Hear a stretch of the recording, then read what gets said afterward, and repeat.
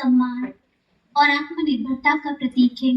हम सब जानते हैं कि नारी सिर्फ एक व्यक्ति नहीं है, शक्ति है, ममता और सृजन का प्रतीक है। और जैसा कि आप सब जानते हैं कि ब्रह्मा कुमारीज विश्व की वो सबसे बड़ी संस्था है जिसका संचालन नारियों के द्वारा किया जाता है।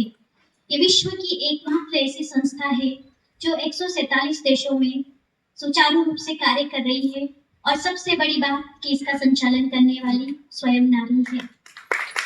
तो ऐसी विश्व प्रसिद्ध संस्था, उसका परिचय देने के लिए मैं आमंत्रित करने जा रही हूँ राजयोगिनी ब्रह्मा कुमारी आयुषी बहन जी को। उनके बारे में मैं आपको संक्षिप्त बताना चाहूंगी।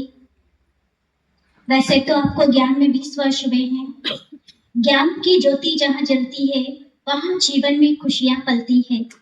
ऐसी ही एक महान आध्यात्मिक संस्था का परिचय अब हम सुनने जा रहे हैं। तो आइए हम तालियों के गूंज के साथ आमंत्रित करते हैं बीके आयुषी बहन को, जो हमें संस्था का सुंदर परिचय देंगी। आप 19 वर्षों से अपनी सेवाएं इस संस्था में समर्पित रूप से दे रही हैं। आप एडमिनिस्ट्रेशन विंग की जोनल कोऑर्डिनेटर भी हैं। साथ ही ओम शांति भवन की मुख्य सेवाओं में आपका विशेष योगदान रहता है। अभी आपके मुख से हम सुनेंगे संस्था का सुंदर परिचय। ब्रह्मा कुमारी आयुषी बहन।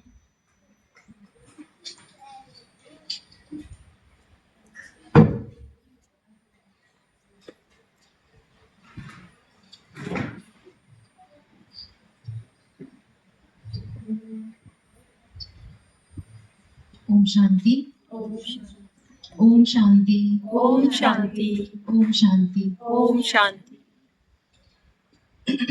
आज हम अंतर्राष्ट्रीय महिला दिवस वंदे मातरम स्वर्णिम भारत के उपलक्ष्य में सभी एकत्रित हुए यहाँ पर। और हम सब के लिए बहुत ही गौरवान्वित बात है कि 8 मार्च, जिसको हम आज मना रहे हैं, जिसको पूरी दुनिया सेलिब्रेट करती है, परंतु कुछ कारणों से आज हम यहाँ पर सेलिब्रेट कर रहे हैं। मैं आज आपको एक ऐसी संस्था का परिचय देने जा रही हूँ जिसको पूरे विश्व भर में, मतलब लाखों भाई बहनें इस मेडिटेशन से हर दिन लाभान्वित होते हैं। आज तक को एकत्रित करने का एकमात्र यही उद्देश्य है कि परमात्मा का परिचय हर आत्मा के पास पहुंचे। तो मैं कुछ बातें बताना चाहूंगी कि अकबर बिरबल की कुछ कहानी है जिसमें कहा गया है कि अगर कोई झूठ इस दुनिया में हो तो महिलाओं के पेट में कोई बात नहीं चल फंसती है। ऐसी बात पहले कहावतों में आती थी, लेकिन परमात्मा ने सीधा महिलाओं के इसी अवगुण को गुण में परिवर्तन कर दिया है। कहते हैं जहां 4 महिलाएं एक साथ बैठती है तो बुराइयां होती हैं। ये फेमस बातें हैं, हर कोई इस बातों से हंसता है। पर 4 महिलाएं अगर एक साथ चुप बैठी है तो भी हंसते हैं। तो यहाँ पर 4 महिलाएं जब इकट्ठी होकर के एक साथ किसी की गपशप करती हैं तो लोग जब हंसते हैं, तो उसी बात के लिए परमात्मा ने एक विशेष बात हम महिलाओं और माताओं के लिए चुनी है कि महिलाओं के अंदर अगर कुछ नहीं पचता है तो सीधा सा परमात्मा ने ज्ञान कलश माताओं को दिया है, क्योंकि ज्ञान को जितना हम एक दूसरे से शेयर करेंगे उतना ही फैलेगा। तो किसी ने पूछा कि ये जो ज्ञान है पूरे विश्व भर में है, 140 देशों में, इतनी जल्दी कैसे स्प्रेड हो गया है? पूरी दुनिया ब्रह्मा कुमारी इसको जानती है और लाखों लोग मानते भी हैं। तो परमात्मा ने महिलाओं के उसी अवगुण को गुण में कन्वर्ट कर दिया है कि महिलाओं के अंदर अगर कुछ बात नहीं रहती है तो महिलाएं ज्ञान भी जल्दी से स्प्रेड कर देती हैं। तो मैं ब्रह्मा कुमारी संस्था का परिचय आप सबके समक्ष रखना चाहूंगी।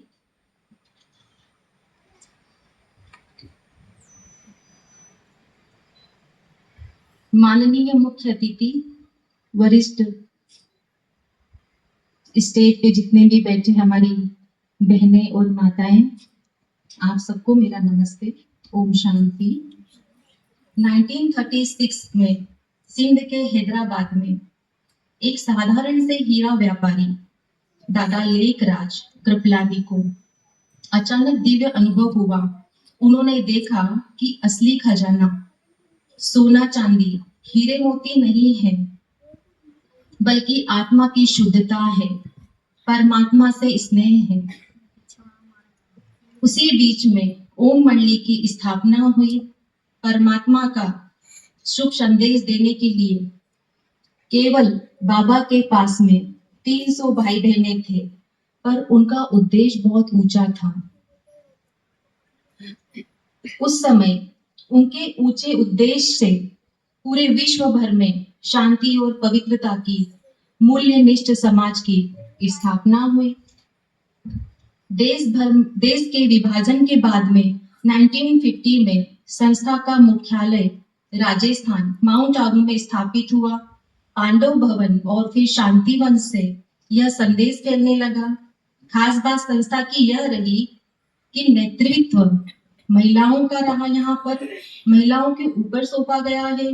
भारत भर में ब्रह्मा कुमारी संस्था की लगभग 10,000 से अधिक समर्पित बहनें समर्पित है और सेवाएं दे रही हैं। यह बहनें तनाव मुक्त जीवन और मूल्यनिष्ठ समाज की स्थापना के लिए राजयोग शिक्षा प्रदान कराती है।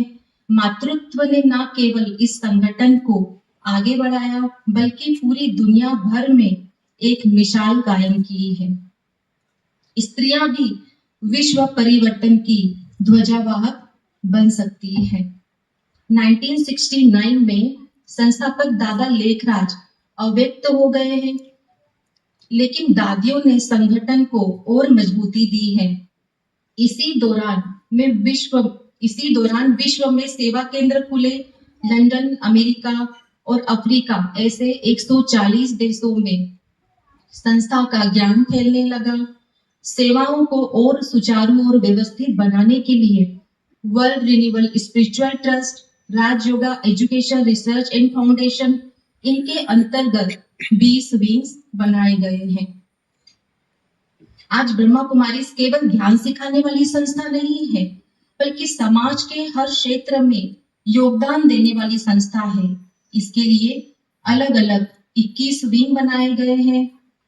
जैसे कि आज हम महिला दिवस के उपलक्ष्य में एकत्रित हुए हैं। महिला दिवस महिलाओं को सशक्त और स्वाभिमानी बनाने के लिए कार्यरत है। युवा विंग नई पीढ़ी को मूल्य और नशा मुक्ति जीवन का संदेश देती है। शिक्षा विंग स्कूलों और कॉलेजेस में value education. Medical wing doctors और नर्सेस के साथ यौगिक हेल्थ। मीडिया और IT wing TV, radio, internet के माध्यम से शांति का संदेश। किसान या पर्यावरण विंग यौगिक खेती और ग्रीन इनिशिएटिव। इन सभी विंग्स का उद्देश्य एक ही है, हर क्षेत्र में आध्यात्मिकता पहुंचे। 1983 में संयुक्त राष्ट्र से यूएनओ का एनजीओ का दर्जा प्राप्त होने के बाद ब्रह्मा कुमारीज ने जलवायु परिवर्तन, शांति स्थापन और मूल्य शिक्षा जैसी विषयों पर विश्व सम्मेलन में लगातार सक्रिय भूमिका निभाई है। 2017 से 2023 बाल विवाह, दहेज, महिला उत्पीड़न, भ्रष्टाचार जैसे मुद्दों पर जागरूकता रैलियां निकाली गई हैं। 22-25 अगस्त 2025 को दादी प्रकाशमणि स्मृति दिवस पर राष्ट्रव्यापी रक्तदान शिविर का आयोजन किया गया है, जिसके अंतर्गत भारत और नेपाल से 1500 से प्लस सेवा केंद्रों पर लगभग 90,000 यूनिट से अधिक सफलतापूर्वक एकत्रित किया गया है।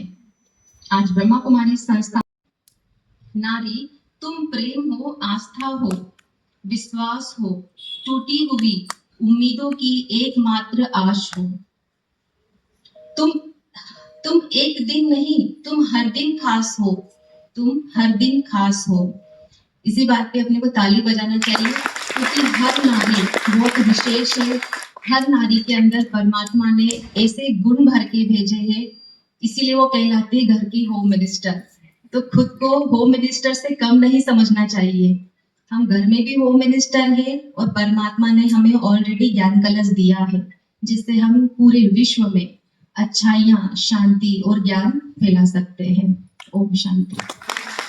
एक छोटी सी कविता। उतारो मुझे जिस भी क्षेत्र में सर्वश्रेष्ठ कर दिखाऊंगी, लोगों के अत्याचारों को मैं स्वयं ही मिटाऊंगी। नारी हूं मैं इस युग की, नारी की अलग पहचान बनाऊंगी। चाहे जो भी मैं बन पाऊंगी, गर्व से नारी कहलाऊंगी। नारी की शक्ति प्रबल है, इस बात को बतलाऊंगी। काली दुर्गा का रूप लेकर सबको सबक सिखाऊंगी। चाहे युग कोई भी आए, मैं ही जगत जननी कहलाऊंगी। मैं ही जगत जननी कहलाऊंगी। और ऐसी ही एक शक्ति स्वरूपा हमारे बीच में उपस्थित है, आदरणीय पूनम दीदी जी। दीदी के बारे में मैं आपको बताना चाहूंगी।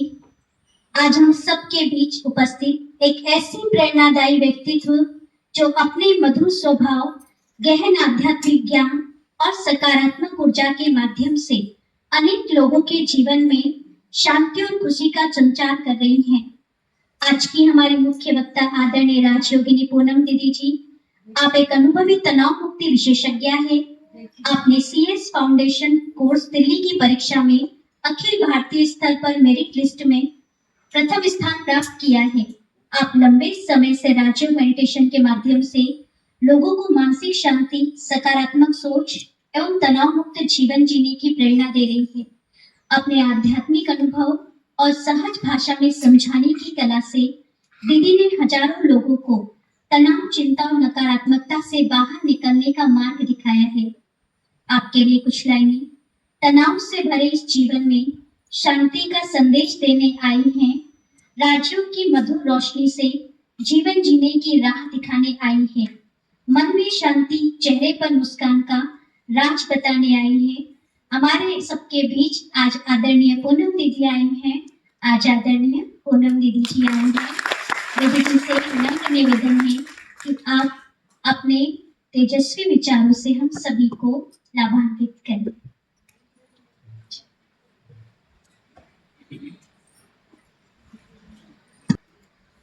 ओम शांति। ओम शांति। आज का जो हमारा सब्जेक्ट है वंदे मातरम, स्वर्णिम भारत।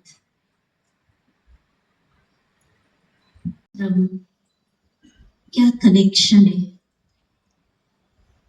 तो शॉर्ट में मैं बताना चाहती हूँ कि जैसे हर चीज का एक साइकिल होता है, ऐसे परमात्मा ने इस ईश्वरीय विश्वविद्यालय में बताया है, जैसे सुबह, दोपहर, शाम, रात, और फिर क्या होता है? फिर क्या हो जाती है वापस? सुबह। घोर रात होती है, कोई पूछता नहीं सुबह होगी या नहीं, मालूम है हो रही है। ऐसी सृष्टि का भी एक साइकिल है, सतयुग, त्रेता युग, द्वापर युग और कलयुग।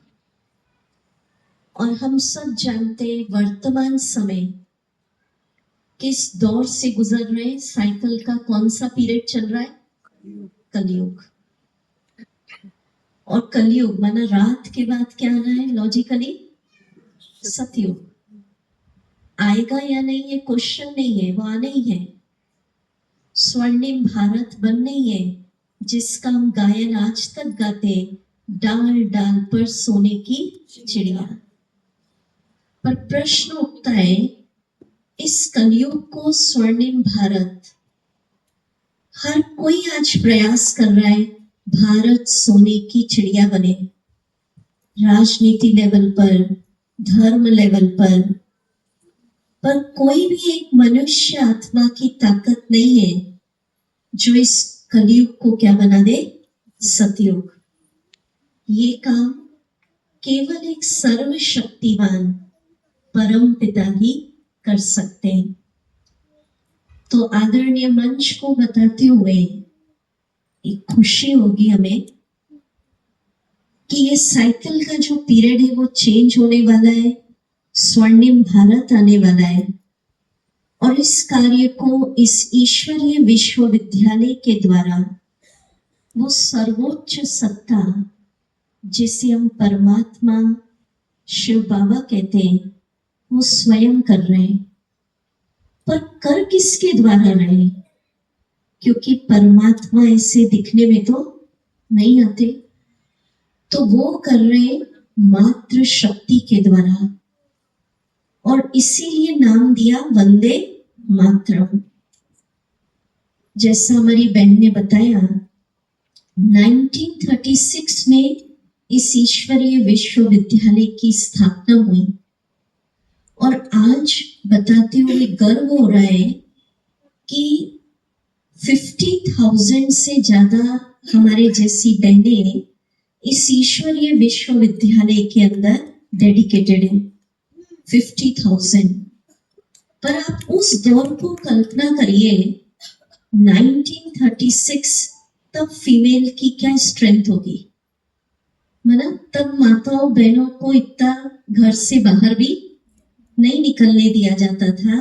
आज तो माताएं बहनें हर क्षेत्र में फाइटर प्लेन भी चला रहे हैं। आज की बात छोड़िए, उस समय परमात्मा ने मातृ शक्ति के अंदर, फीमेल के अंदर कौन सी ऐसी आध्यात्मिक शक्ति जागृत की जिससे आज वो पौधा कितना बड़ा बन गया कि आज इस ईश्वरीय विश्वविद्यालय की ब्रांचेस 140 देशों में 8,700 से ज्यादा ब्रांचेस। तो मातृ शक्ति के स्वमान को परमात्मा ने जागृत कराया और वो स्वमान दिया कि तुम शिव की शक्ति हो, फीमेल नहीं हो, क्या हो? शिव की शक्ति। कुछ समझ नहीं आया, ज्ञान कितना समझा कोई बात नहीं, यहाँ का कोर्स कितना समझा, मेडिटेशन कितना किया कोई बात नहीं, एक मंत्र आप यहाँ से ले जाइए आज, मैं नर नहीं नारी नहीं शिव की शक्ति हूँ। इस मंत्र को भी अगर आप करेंगे तो आपके भीतर की सोई हुई आंतरिक आध्यात्मिक शक्तियां धीरे धीरे क्या हो जाएंगी? जागृत हो जाएंगी। दूसरी बात, कौन से संस्कार, जो आज का टॉपिक है, कौन से संस्कार या मातृ शक्ति के अंदर भरे जा रहे हैं। और क्योंकि हम सब जानते हैं माँ प्रथम गुरु होती है जो संस्कार डालती है। स्कूल में बच्चा बाद में जाता है, पहले किससे सीखता है? माँ से। तो एक स्टोरी सुनाती हूँ, कौन सा संस्कार यहाँ डाला जा रहा है। एक बार बताते हैं कि महात्मा बुद्ध भिक्षा लेने गए और हर घर में उनको कुछ ना कुछ दिया जा रहा था। एक दरवाजे पे पहुंचे और बच्चे ने कहा, महात्मा जी मेरे पास कुछ नहीं है देने के लिए। तो महात्मा जी ने बोला, ये जो धूल पड़ी ना मिट्टी, यही डाल दे मेरे कमंडल में। तो फिर किसी ने उनसे पूछा, आपने धूल क्यों बोला, इससे क्या फायदा? तो बोले, मैं इस बच्चे के अंदर देने के संस्कार डाल रहा हूं। आज धूल दिए, मिट्टी दिए, कल फल आएंगे, फूल आएंगे, वो देगा। समझा आपने? तो क्या हमें डालना है अपने परिवार के अंदर, समाज के अंदर? देने का संस्कार। प्रॉब्लम क्यों हो रही है? क्यों आज परिवार बिगड़ रहे हैं? क्यों फैमिली लाइफ डिस्टर्ब हो रही है? आप मूल कारण देखिए। देने की जगह हर व्यक्ति क्या कर रहा है? डिमांड। आप मुझे रिस्पेक्ट दीजिए, पहले आप मेरा सम्मान करिए, आप मुझे प्यार दीजिए। पर ब्रह्मा कुमारी क्या कहती है? कोई दे या ना दे, मुझे देना है। तो क्या आज आप ये संकल्प कर सकते हैं? कई पूछते मैं ही क्यों दूं? ये फंडामेंटल सिद्धांत है, देना ही लेना है। जो आप देते हैं वो ऑटोमेटिक मल्टीप्लाई होके किसी भी वक्त आपके पास आता है। तो क्या ये हम संस्कार आज डाल सकते हैं? क्या करना है हमको? देना है। जो देवियों के चित्र कैसे दिखाते हैं? ऐसे। तो करो सब ऐसे। क्या देना है बोलो? जो चाहते हो वही देना। हाँ? क्या चाहते हैं? बोलिए। खुशी देना है, खुशी देना है, शांति देना है, शांति देना है, प्यार, प्यार, सहयोग, सहयोग, सम्मान सम्मान मुझे देना है। मुझे देना है। बहुत अच्छा। इसको फॉलो करके देखिए, एक वीक फॉलो करिए। अगर हम देने के संस्कार स्वयं में भी डाल लेंगे और अपनी फैमिली में भी डाल लेंगे तो परिवार तो वाकई में स्वर्ग बन ही जाएगा। राइट बात है या नहीं? दूसरा, ये मात्र शक्ति पे डिपेंड करता है घर का माहौल कैसा बना के रखना। क्योंकि जो मेल मेंबर्स हैं, वर्किंग है, आजकल तो फीमेल भी वर्क करती है, पर मेजॉरिटी आप देखिए जो मेल मेंबर्स होते हैं, दुनिया का वायुमंडल कैसा है? डिप्रेशन, एंजाइटी और नेगेटिव। अब वो उस माहौल से आ रहे हैं और आपने भी घर में आके वही नेगेटिव चर्चाएं उनको सुना दी, माना आपने घर का वातावरण क्या कर दिया? और बढ़ा दिया। एक बहुत अच्छी बात मैं आपको सुनाना चाहूंगी। हमारी दादी जानकी जी जो 103 साल जीवित रह के गए, जिन्होंने इस संस्था की बागडोर संभाली कई वर्षों तक, उन्होंने बहुत अच्छी बात सुनाई और बहुत इंस्पिरेशन है, सबको सुनना चाहिए। बोले कलयुग का समय चल रहा है, बातें आती है, कभी बड़ी भी आ जाती है, कभी छोटी भी आ जाती है, पर ये अगर लाइफ के अंदर कोई बड़ी बात आ भी जाए तो पहले तो उसकी साइज छोटी करो। दादी बोलती थी बार बार मत कहो बड़ी बात आ गई। हम क्या होता है, आ गई, हम ये नहीं कह रहे नहीं आती, कलयुग है, आ गई तो घबराओ मत। हम क्या करते, घबरा जाते हैं, और घबरा जाने से 50 ग्राम की बात कितनी बन जाती है? 100। अब दादी ने क्या कहा, अगर 100 की आ गई तो उसको कितने पे ले आओ? 25 पे ले आओ।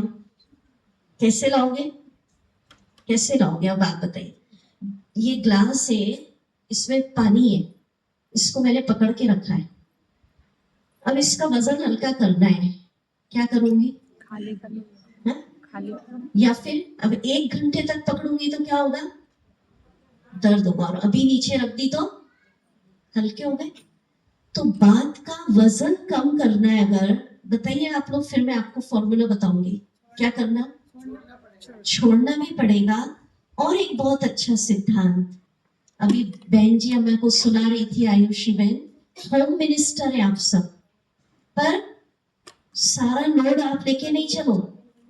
आज से अपने घर का हेड, मुखिया किसको बना ले? परमात्मा, शिव बाबा। मंजूर है? कोई मेल मेंबर नहीं, कोई फीमेल नहीं, कौन हेड है हमारे घर का? शिव बाबा, परमात्मा। तो सारा हेडेक किसका हो गया? जो हेड है उसका ही होता है। जैसी कोई बात आ जाए, मात्र शक्ति के पास आपको आंसर देना है। एक रस्सी है जिसमें वो भगवान को बांध सकती है। हाँ, यशोदा ने कौन सी रस्सी में बांधा? प्रेम की रस्सी। प्रेम और अधिकार। तो ब्रह्मा कुमारी इसमें यही सिखाते हैं। भक्ति और मेडिटेशन में यही अंतर होता है। भक्ति में हम सिर्फ प्रार्थना स्तुति करते हैं, और मात्र शक्ति को मैं ये कहना चाहती हूँ, प्लीज सारा लोड गृहस्थी का अपने कंधे पे नहीं उठाना है। हमें इस ईश्वरीय विश्वविद्यालय में सिखाया जाता है भगवान से इतना समीप का रिश्ता जोड़ लेना है, हमें बांधना है जैसे यशोदा ने बांधा अपने प्रेम और अधिकार की रस्सी में। और एक मंत्र आप कर लीजिए, हेड, ये छोटी हो जाएगी बात, हेड किसको बना ले? शिव बाबा। परमात्मा को। और ये शिव बाबा ने मंत्र दिया, कैसे बांधो? जैसे मानो इस घर का कोई हेड है, कोई प्रॉब्लम आ गई तो हम उसको ही बुलाएंगे ना, आप समझो हम क्या करें, हम तो ट्रस्टी हैं। तो प्यार से बाबा कहते, मेरा बाबा, मेरा साथी परमात्मा आ जाओ, दिल से बोलना, मदद करो। क्या बोलेंगे? मेरे बाबा, मेरे परमात्मा, मेरे साथी, आ जाओ, मदद करो। तो आपको लगेगा स्थूल में तो नहीं आया, दिख तो नहीं रहा है। जैसी दिल की आवाज जाएगी, आपको अनुभव होगा ईश्वरीय शक्तियों के प्रकंपन आपकी फैमिली में फैलने लगेंगे, और वो ईश्वरीय शक्तियां आपकी फैमिली की प्रॉब्लम की साइज को क्या कर देगी? छोटा। और धीरे धीरे उस प्रॉब्लम को क्या कर देगी? फिनिश कर देगी। तो आज ये मंत्र हम यहाँ से लेंगे। अगर हमें अपनी आध्यात्म की शक्तियों को जगाना है, तो पहला, मैं कौन हूँ? शिव शक्ति। शिव की शक्ति। बोलिए आप, कौन हूँ? मैं शिव की शक्ति। ऑटोमेटिक जग जाएगी इससे शक्तियां। दूसरा, कौन से संस्कार डालने? पक्का? बोलने में इजी लगता है, फिर सोचते हैं आप भी कुछ करो, फिर हम करेंगे। माँ की तो आदत ही होती है, वो सबको खिला के फिर ही खाती। देने के संस्कार है आप में, थोड़ा और बढ़ाना है उसको भी, ठीक है। और तीसरा संस्कार क्या करेंगे? कोई बड़ी बात भी आ जाए तो उसकी साइज को क्या कर देंगे? छोटा। कैसे करेंगे छोटा? हेड कौन है? परमात्मा। और किसको बुला लेंगे? क्या स्लोगन हो गया, क्या मंत्र? मेरे बाबा परमात्मा पिता, आ जाओ, मुझे क्या करो? मदद। तो जैसे आप ये करेंगे, उसकी शक्तियों से क्या होने लगेगा? वो वाइब्रेशन फैलेगा, और आपको अनुभव होगा कि वो समस्याएं क्या हो रही है? सॉल्व हो रही है। लास्ट बात बताती हूँ, क्योंकि बहुत से वक्ताओं का भी हमें सुनना है। तो मेडिटेशन का मीनिंग ही होता है क्लोज कनेक्शन परमात्मा से। एक रिश्ता हमें जोड़ना होता है। भक्ति में हम केवल गाते, तुम ही हो माता पिता, तुम ही हो बंधु सखा, तुम ही हो। तो इस ब्रह्मा कुमारी की सबसे बड़ी स्पेशलिटी है, देखिए यहाँ जितने वॉट का बल्ब जलेगा उतनी रोशनी फैलेगी ना। हेलोजन जला दिया तो फुल रोशनी। तो यहाँ पर जो ध्यान की पद्धति है, कोई गुरुओं से नहीं किया जाता है, वस्तुओं से नहीं किया जाता, कोई मंत्र चैटिंग नहीं होता, कॉस्मिक एनर्जी से नहीं होता। जो सर्वोच्च सत्ता है, जिसको सारे धर्मों ने माना है, उससे यहाँ मेडिटेशन होता है। और जैसे उससे हमारा कनेक्शन हो जाता है, तो सुप्रीम की पावर हमारे अंदर आती है, और वो शक्तियां हमारी जो सोई हुई है वो क्या हो जाती है? जागृत। लास्ट मंत्र देती हूँ। नेचुरल कहने में हम क्या कहते हैं? मेरे पास ये शक्ति नहीं, आई कांट एडजस्ट, मैं इतना ही कर सकती हूँ, प्लीज। कहते हैं मेरे पास टॉलरेंस पावर नहीं, बस आप इससे आगे नहीं बोलना, ऐसे ही बोलते हैं ना। मेरे पास सहन शक्ति, मेरे पास डिसीजन पावर है ही नहीं, मैं नहीं ले सकती। नहीं है, नहीं है, नहीं है कहते हैं, तो जितनी है उतनी भी क्या हो जाती है? कम। आज से आप क्या सोचो? हर शक्ति मेरे पास 100% है। बोलिए, मैं शिव की शक्ति हूँ, सारी शक्तियां मेरे पास कितना परसेंट है? 100। बोलिए, मेरे पास सहन शक्ति फुल 100% है। बोलिए, मेरे पास सहन शक्ति मेरे पास निर्णय शक्ति फुल है, मेरे पास एकाग्रता की शक्ति 100%। मतलब हर शक्ति, power to tolerate, power to concentrate, power to adjust, जो शक्ति आपको चाहिए, रोज आप मंत्र की तरह बोलिए। तो अगर कम भी होगी तो वो क्या होती जाएगी? बढ़ती जाएगी। सहन शक्ति, पावर टू फेस सिचुएशन को क्या करना है? हमें फेस करना है, सामना करना है, डिसीजन लेना है। एकाग्रता की शक्ति, मेमोरी पावर, हम क्या कहते हैं? मेरी मेमोरी बहुत वीक हो गई, मेरे पास है कहाँ से मेरा, मैं तो भूलती जा रही हूँ। नहीं है, नहीं है, नहीं है कहते हैं तो जितना याद है उतना भी चला नहीं। मेरे पास मेमोरी पावर 100% है, ऐसा कहेंगे तो सारी शक्तियां हमारी क्या होती जाएंगी?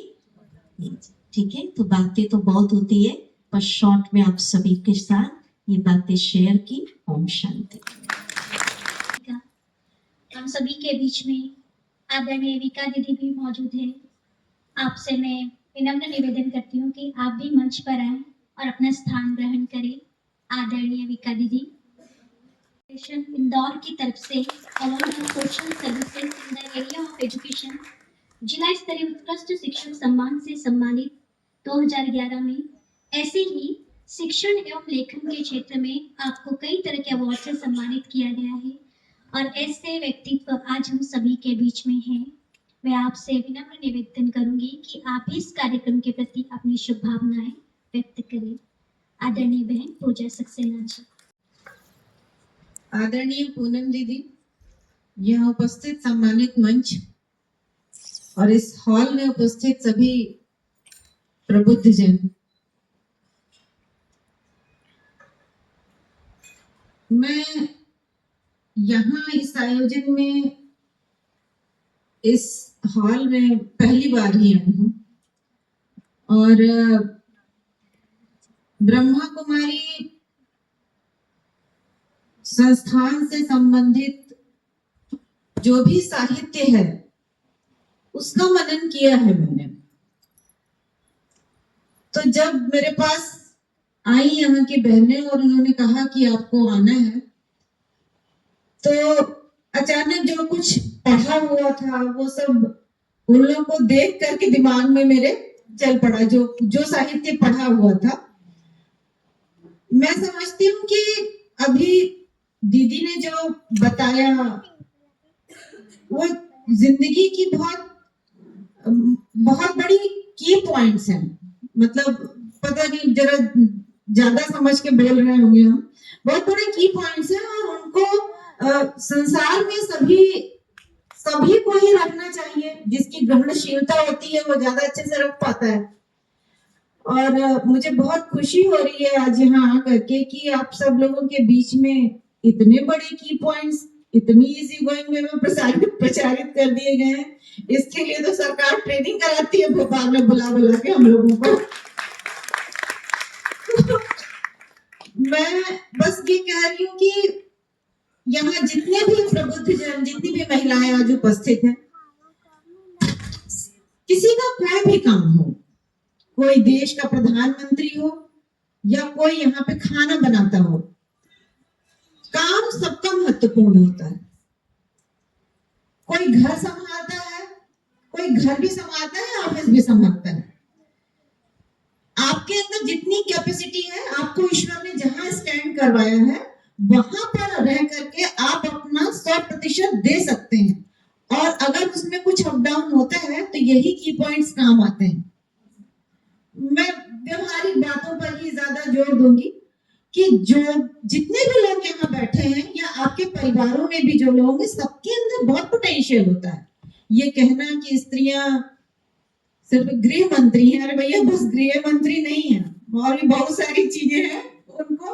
उनको आप राष्ट्रपति बना दीजिए, उनको प्रधानमंत्री, उनको पूरा प्रभाव दे दीजिए। और मैं 100% बता रही हूँ कि वो बहुत अच्छे से चलाती हैं। हालांकि मुझे इस बात पर बहुत ज्यादा बोलने का मन नहीं है। मैं ये मान के चलती हूँ कि आप लोगों के अंदर बहुत पोटेंशियल है और इसके लिए आपको जागृत करना अगर होगा तो दीदी की पॉइंट्स बहुत है जागृत करने के लिए। मैं तो बस आप लोगों से ये आज यहाँ पे खड़े होकर के कहना चाहूंगी कि जिसके अंदर जो भी आर्ट है, जो भी कला, आप कविता लिखते हैं, आप गाते हैं, आप डांस करते हैं, आप पेंटिंग करते हैं, कोई भी आर्ट है, बहुत सारे आर्ट के बहुत सारे फॉर्म्स होते हैं। आपको पढ़ने में रुचि है, आप कुछ लिख सकते हैं, अपनी योग्यता पर केंद्रित करिए।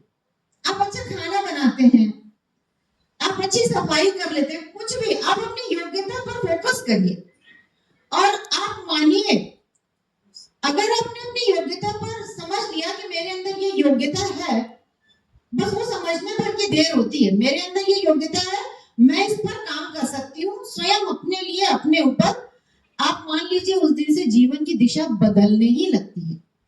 आप जितने भी लोग यहाँ बैठे हैं उसमें से मुझे नहीं मालूम कितने लोग कंप्यूटर फ्रेंडली होंगे, लेकिन आप बनिए, आप लोग सीखिए। घर में जमाना उसी का है, आप सीखिए, आप अपने इन की पॉइंट्स को साथ में रखिए। घर में एडजस्ट करिए, ऑफिस में एडजस्ट करिए, कहीं भी एडजस्ट करिए, लेकिन आप अपने अंदर की स्किल को डेवलप करिए, आप अपने ऊपर काम करिए। आप पहले बैठ करके यही सोच लीजिए कि आपके अंदर क्या है। मैं सिर्फ आप लोगों के अंदर वो जो शिव के साथ शक्ति बैठी है ना, उसको जागृत करने की जो प्रोसेस होती है पढ़ पढ़ करके अपने आप को स्ट्रांग बनाने की, वो उस पर मैं आप लोगों को फोकस करने के लिए विनम्र निवेदन करना चाहूंगी। मैं आप लोगों को बताना चाहूंगी कि किसी ने लिखा है कि उसकी अंगिन बूंदों में स्वाति बूंद कौन, उसकी अंगिन बूंदों में स्वाति बूंद कौन, यह बात स्वयं बादल को भी मालूम नहीं। बादल के पास बहुत सारी बूंदें होती हैं, लेकिन बादल को मालूम नहीं होता है कि उसकी स्वाति की बूंद कौन सी है और कहाँ पड़ेगी तो मोती बन जाएगा।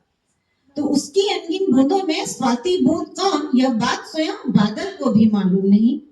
किस क्षण अधरों पर कौन गीत उठ जाएगा, किस क्षण अंधरों पर कौन गीत उठ जाएगा, खुद नहीं जानती गायक की स्वरवती श्वास। गायक को भी नहीं पता रहता है कि कब क्या गुनगुनाने लग जाएंगे। किस क्षण अंधरों पर कौन गीत उठ जाएगा, खुद नहीं जानती गायक की स्वरवती श्वास। कब घट के निकट स्वयं पनघट बन जाएगा, यह मर्म बताने में है चिर असमर्थ प्यास। जो जाना वह सीमा है सिर्फ जानने की। इंसान को ज्यादा दम नहीं भरना चाहिए। जो जाना वह सीमा है सिर्फ जानने की। सत्य तो अजाने ही आता है जीवन में, जैसे आज सत्य आ रहा है। सत्य तो अजाने ही आता है जीवन में। उस क्षण भी बैठा कोई राह दिखाता है, जब होता अपना मन भी अपने नहीं पास। जिस उंगली ने उठकर यह काजल आंजा है, आंखों में काजल लगाते हैं तो आंखें देखती रहती हैं कि उंगली की किस टिप पे काजल लगा हुआ है।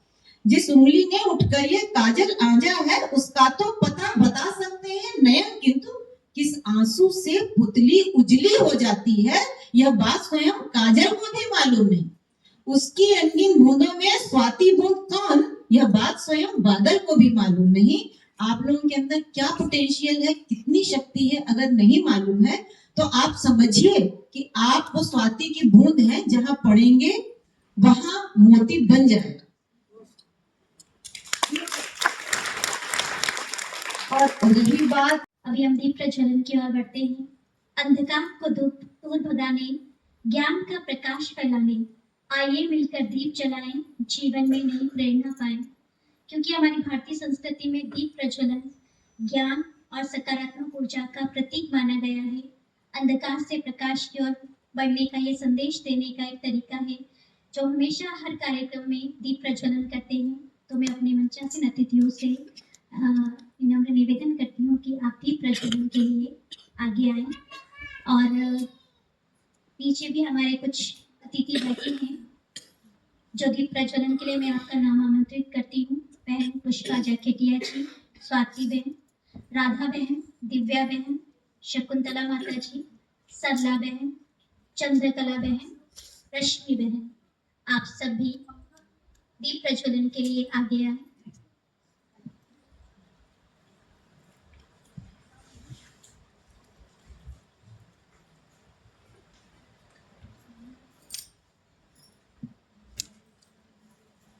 चंद्रकला बहन, आप भी आए।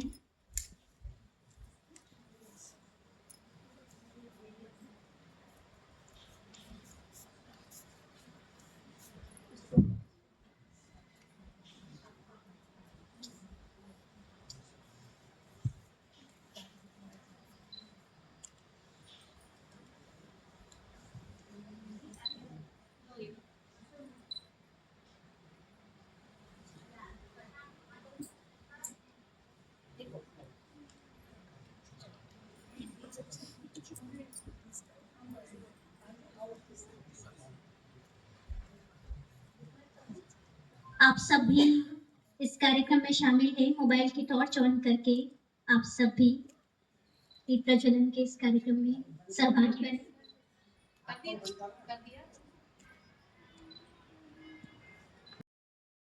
आयुषी बहन जी, सारिका बहन जी, आप सब भी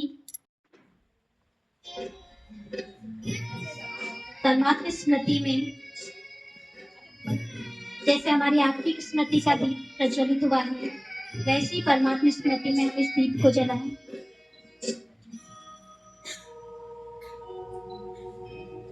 ज्योत जला, ज्योत जला,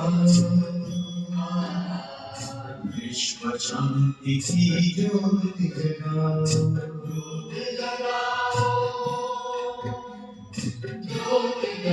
इस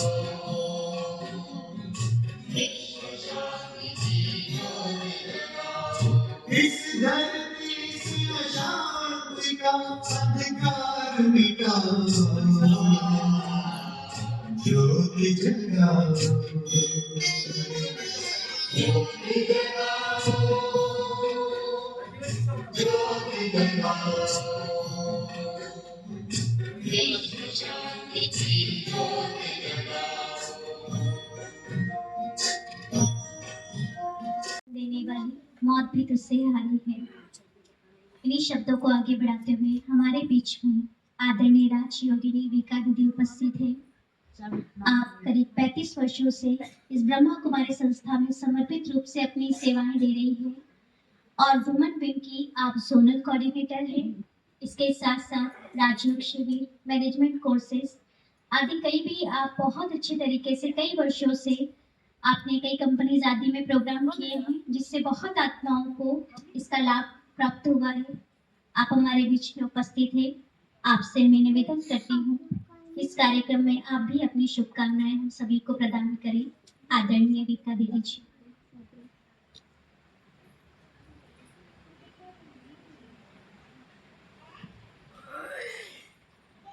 ओम शांति। ओम शांति। आज जो विषय रखा है वंदे मातरम स्वर्णिम भारत, जिस दिन ये विषय आया था तो उसी दिन विचार चल रहा था कि इन दोनों में बहुत प्यारा सा संबंध है। भारत क्या है? मातरम है, माता है, और हमारा भारत जो है वो स्वर्णिम है या था, आज तो नहीं है पर था, लेकिन वो स्वर्णिम तब बना जब वो वंदनीय पूजनीय है। तो कहने का मतलब हम तभी स्वर्णिम कहलाएंगे, तभी मेरा जीवन स्वर्ण तुल्य होगा जब मैं पूजनीय बनूंगी, जब मैं वंदनीय बनूंगी। और इस वंदनीय बनने के लिए पूनम बहन ने और हमारी एक और आदरणीय बहन ने और आगे भी सब सुनाएंगे कि कैसे मूल्यों का जीवन में होना बहुत जरूरी है, चाहे वो प्रेम है, शक्ति है, एडजस्टमेंट है, शुद्धता है, पवित्रता है। तो इन सारी बातों में एक बात शेयर करना चाहूंगी। बहुत मैं छोटी थी तब एक बुक नहीं न्यूज़पेपर पढ़ती थी। उस समय तो कुछ भी इतना टीवी और इन सब का नहीं होता था। तो उसमें सुकरात को आप जानते होंगे, बहुत बड़े फिलोसोफर होके गए हैं। तो और बाय फेस वो बहुत कुरूप थे, ठीक है ना? कुरूप मतलब बदसूरत। तो वो ना एक बार क्या हुआ कि बार बार शिष्य में अपना चेहरा देख रहे थे। तो उनके एक शिष्य बहुत दूर से ये बात देखते हुए हंसने लग गए, परंतु अंदर गिल्ट फील हो रहा था, अपराध सा, कि मैं अपने गुरुजी को देख के हंस रहा हूँ, ये अच्छी बात नहीं है, मुंह भी छिपा लिया। पर गुरुजी ने तो भाप लिया इस बात को।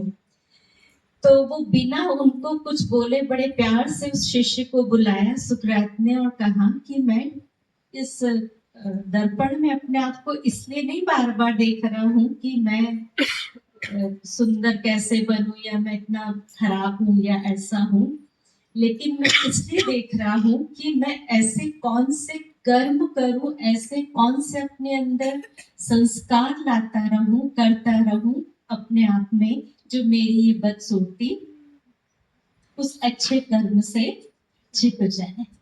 तो तभी मेरा जीवन क्या बनेगा? स्वर्णिम बनेगा, या मैं जो माता हूँ मातरम कहलाऊंगी। नहीं तो 2-3 बातें आज से 5000 वर्ष पहले, जब ये भारत हमारा स्वर्णिम भारत था, जहाँ श्री कृष्ण श्री राधे रास विलास करते थे, श्री लक्ष्मी श्री नारायण का राज्य था, वहाँ हर बाला हर बालिका के या हर नर और हर नारी के पास मुख में क्या होता था?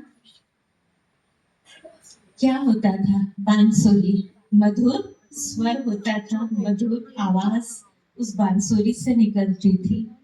और आज बालक या बालिका है, नर या नारी है, खेत के साथ हम देखते हैं कि उनके इन होठों में, इन हाथों में बजाए बांसुरी के सिगरेट, हाथ में अमृत कलश था उस समय, उसकी जगह आज हाथ में शराब की बोतल है। वो समय था कि जिस समय उनका जो पूरी लाइफ थी, उसको कहना चाहिए कि हाथों में सुंदर सुंदर फूल हुआ करते थे, खुशबूदार फूल है, या फल ऐसे एकदम फ्रेश फ्रूट्स हुआ करते थे। लेकिन आज उसी मातरम, वंदे मातरम के हाथ में, इस हथेली में कभी वो क्या कहते गुटखा है कि जर्द, हाँ तंबाकू है, और ऐसे बहुत सारी बातें हैं। खैर, तो कहने का मतलब कि मैं दर्पण देखूं, अगर सुंदर हूं तो भी देखूं। क्यों? ताकि मुझे ये याद रहे कि मेरे से ऐसा कोई कर्म ना हो जाए, बोल ना बोलूं, जिससे मेरे इतनी सुंदर शरीर में कोई किसी को दाग दिखे। और अगर बदसूरत हूं तब भी देखूं, ताकि श्रेष्ठ कर्म करने के लिए मैं प्रेरित रहूं। और मैं तो हूं ही उस सत्यम शिवम सुंदरम की अमर संतान। तो इन्हीं शुभकामनाओं के साथ सभी को बहुत बहुत धन्यवाद। आपका भी बहुत बहुत धन्यवाद दीदी। बहुत सुंदर बात आपने बताई कि चाहे तो हाथ में गुलाब रखें या चाहे तो रस्मों की चीज़ें, पूरी चीज़ें। तो ये हमारी चॉइस है कि हमको अपने हाथों में क्या रखना है। वो भी कार्यक्रम को आगे बढ़ाते हैं। हमारे बीच में बहन वंचना परिहार जी उपस्थित हैं, और क्योंकि शायद आपको थोड़ा जल्दी जाना है, माफ़ी चाहते हैं आपको रोका, तो आपके बारे में बताना चाहती हूँ। आप महिला एवं बाल विकास की अधिकारी हैं, और ऐसी सम्मानीय अधिकारी जो महिलाओं और बच्चों के सशक्तिकरण और विकास के लिए निरंतर कार्य कर रही हैं। इस महत्वपूर्ण जिम्मेवारी को निभाते हुए समाज में जागरूकता, सुरक्षा और विकास के लिए अनेक सराहनीय प्रयास आप कर रहे हैं। जहाँ नारी का सम्मान होता है, वहीं समाज का उत्थान होता है, और जहाँ बच्चों का भविष्य सुरक्षित होता है, वहीं सच्चे विकास का निर्माण होता है। आपकी जोरदार करतल ध्वनि के बीच में मैं आमंत्रित करती हूँ बहन वंचना परिहार जी को, आप भी इस कार्यक्रम के प्रति अपनी शुभकामनाएं व्यक्त करें।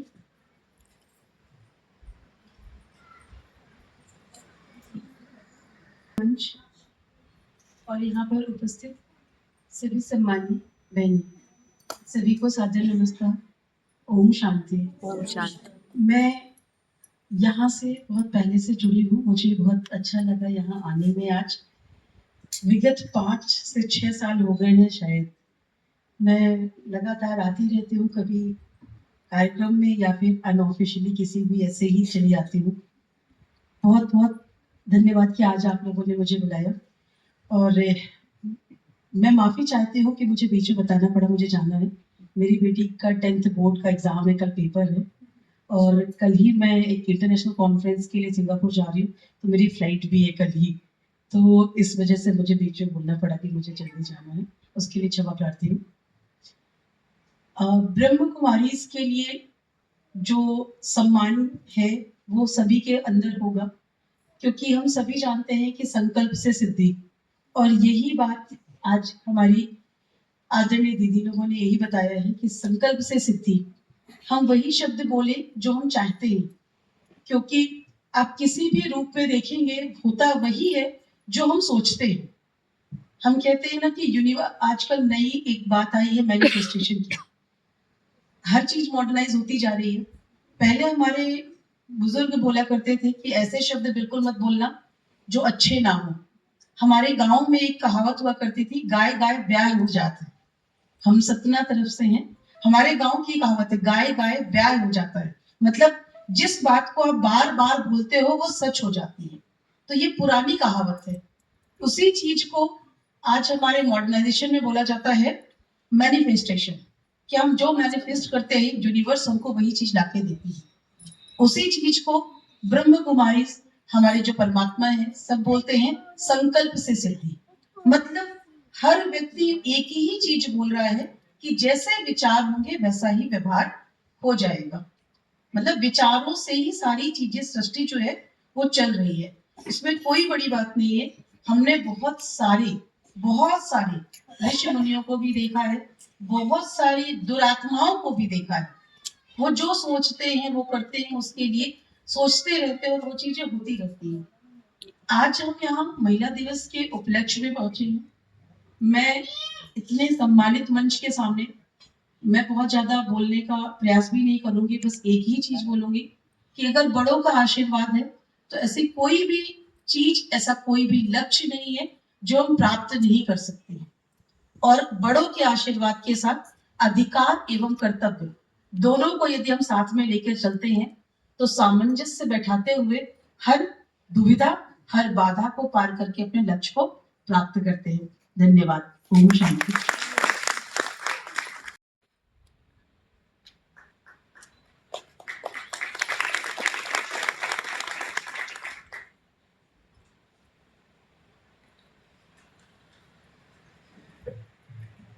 से नहीं होता, बल्कि ईमानदारी, कर्तव्य निष्ठा और समर्पित नेतृत्व। जिन्होंने अपने प्रशासनिक जीवन में ईमानदारी, अनुशासन और सेवा भाव के साथ समाज को नई दिशा देने का कार्य किया है।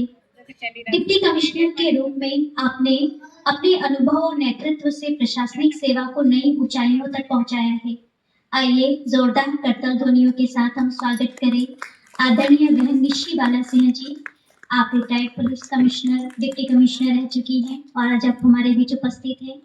आप ब्रह्मा कुमारी संस्था से भी करीब 10 वर्षों से जुड़ी हैं। काफी अच्छे अनुभव रहे आपके, तो आपसे भी हम आज के शुभ अवसर पर आपकी शुभभावनाएं, शुभकामनाएं जानते हैं। आदरणीय बहन निशी बाला जी।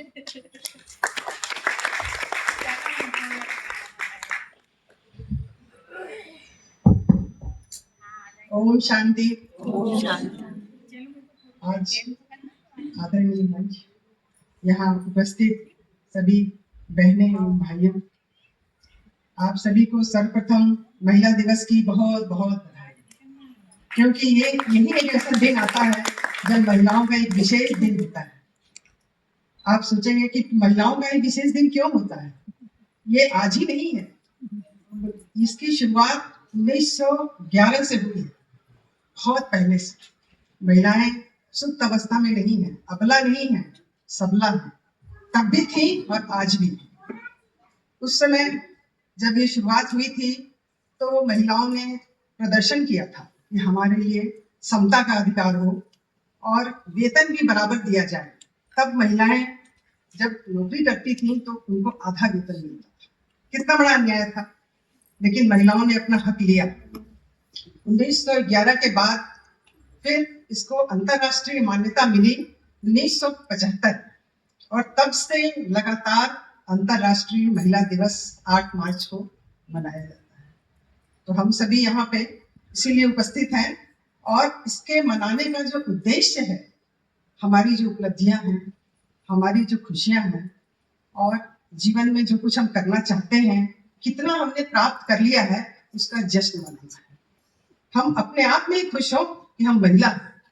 ये हमारे लिए बहुत अभिमान का विषय है कि हम महिला हैं। मेरी कामना है आप बहुत चमकें।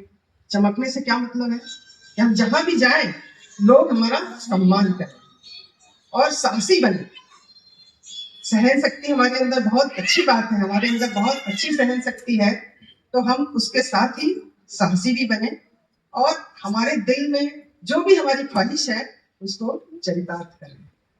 आपके अंदर अद्भुत शक्ति है। अभी दीदी ने और हमारे पूर्व वक्ताओं ने भी इस पे प्रकाश डाला है कि महिलाएं जो होती हैं उनके अंदर अद्भुत शक्ति होती है, बस हम उसको नहीं पहचानते। हम स्वयं नहीं जानते हैं कि हम कितने शक्तिशाली हैं। जब भी मौका पड़ता है हम सबसे पहले कमजोर बन जाते हैं, तो हम कमजोर नहीं हैं, हम अद्भुत शक्ति के स्वामी हैं। दूसरा, आपने देखा महिलाओं की शक्ति का क्या स्वरूप है, तो उसका जीता जागता उदाहरण हमारा ये ब्रह्मा कुमारी संस्थान है। बहुत पहले 1936 में ही महिलाओं की शक्ति को पहचान लिया था और विश्व को परिवर्तन करने का जो लक्ष्य था उसका कलश माताओं के सिर पे रखा। तब तो माताओं में इतनी पहचान नहीं थी जितनी आज है, और उस संगठन का स्वरूप वो ब्रह्मा कुमारी संस्थान आज कितना विशाल हो गया, कितना इसका प्रचार हुआ, कितने लोग इससे जुड़े, अभी आपने सब कुछ सुना है। और इसका जो मैनेजमेंट है उसकी दुनिया तारीफ करती है।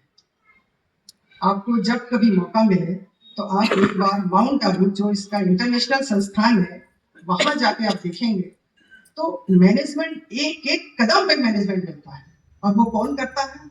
महिलाएं करती है। ऐसा नहीं है कि भाई नहीं जुड़े हैं, भाई तो उतनी ही संख्या में है, लेकिन वो महिलाओं के साथ जुड़े हुए हैं, वो सहयोगी के रूप में है।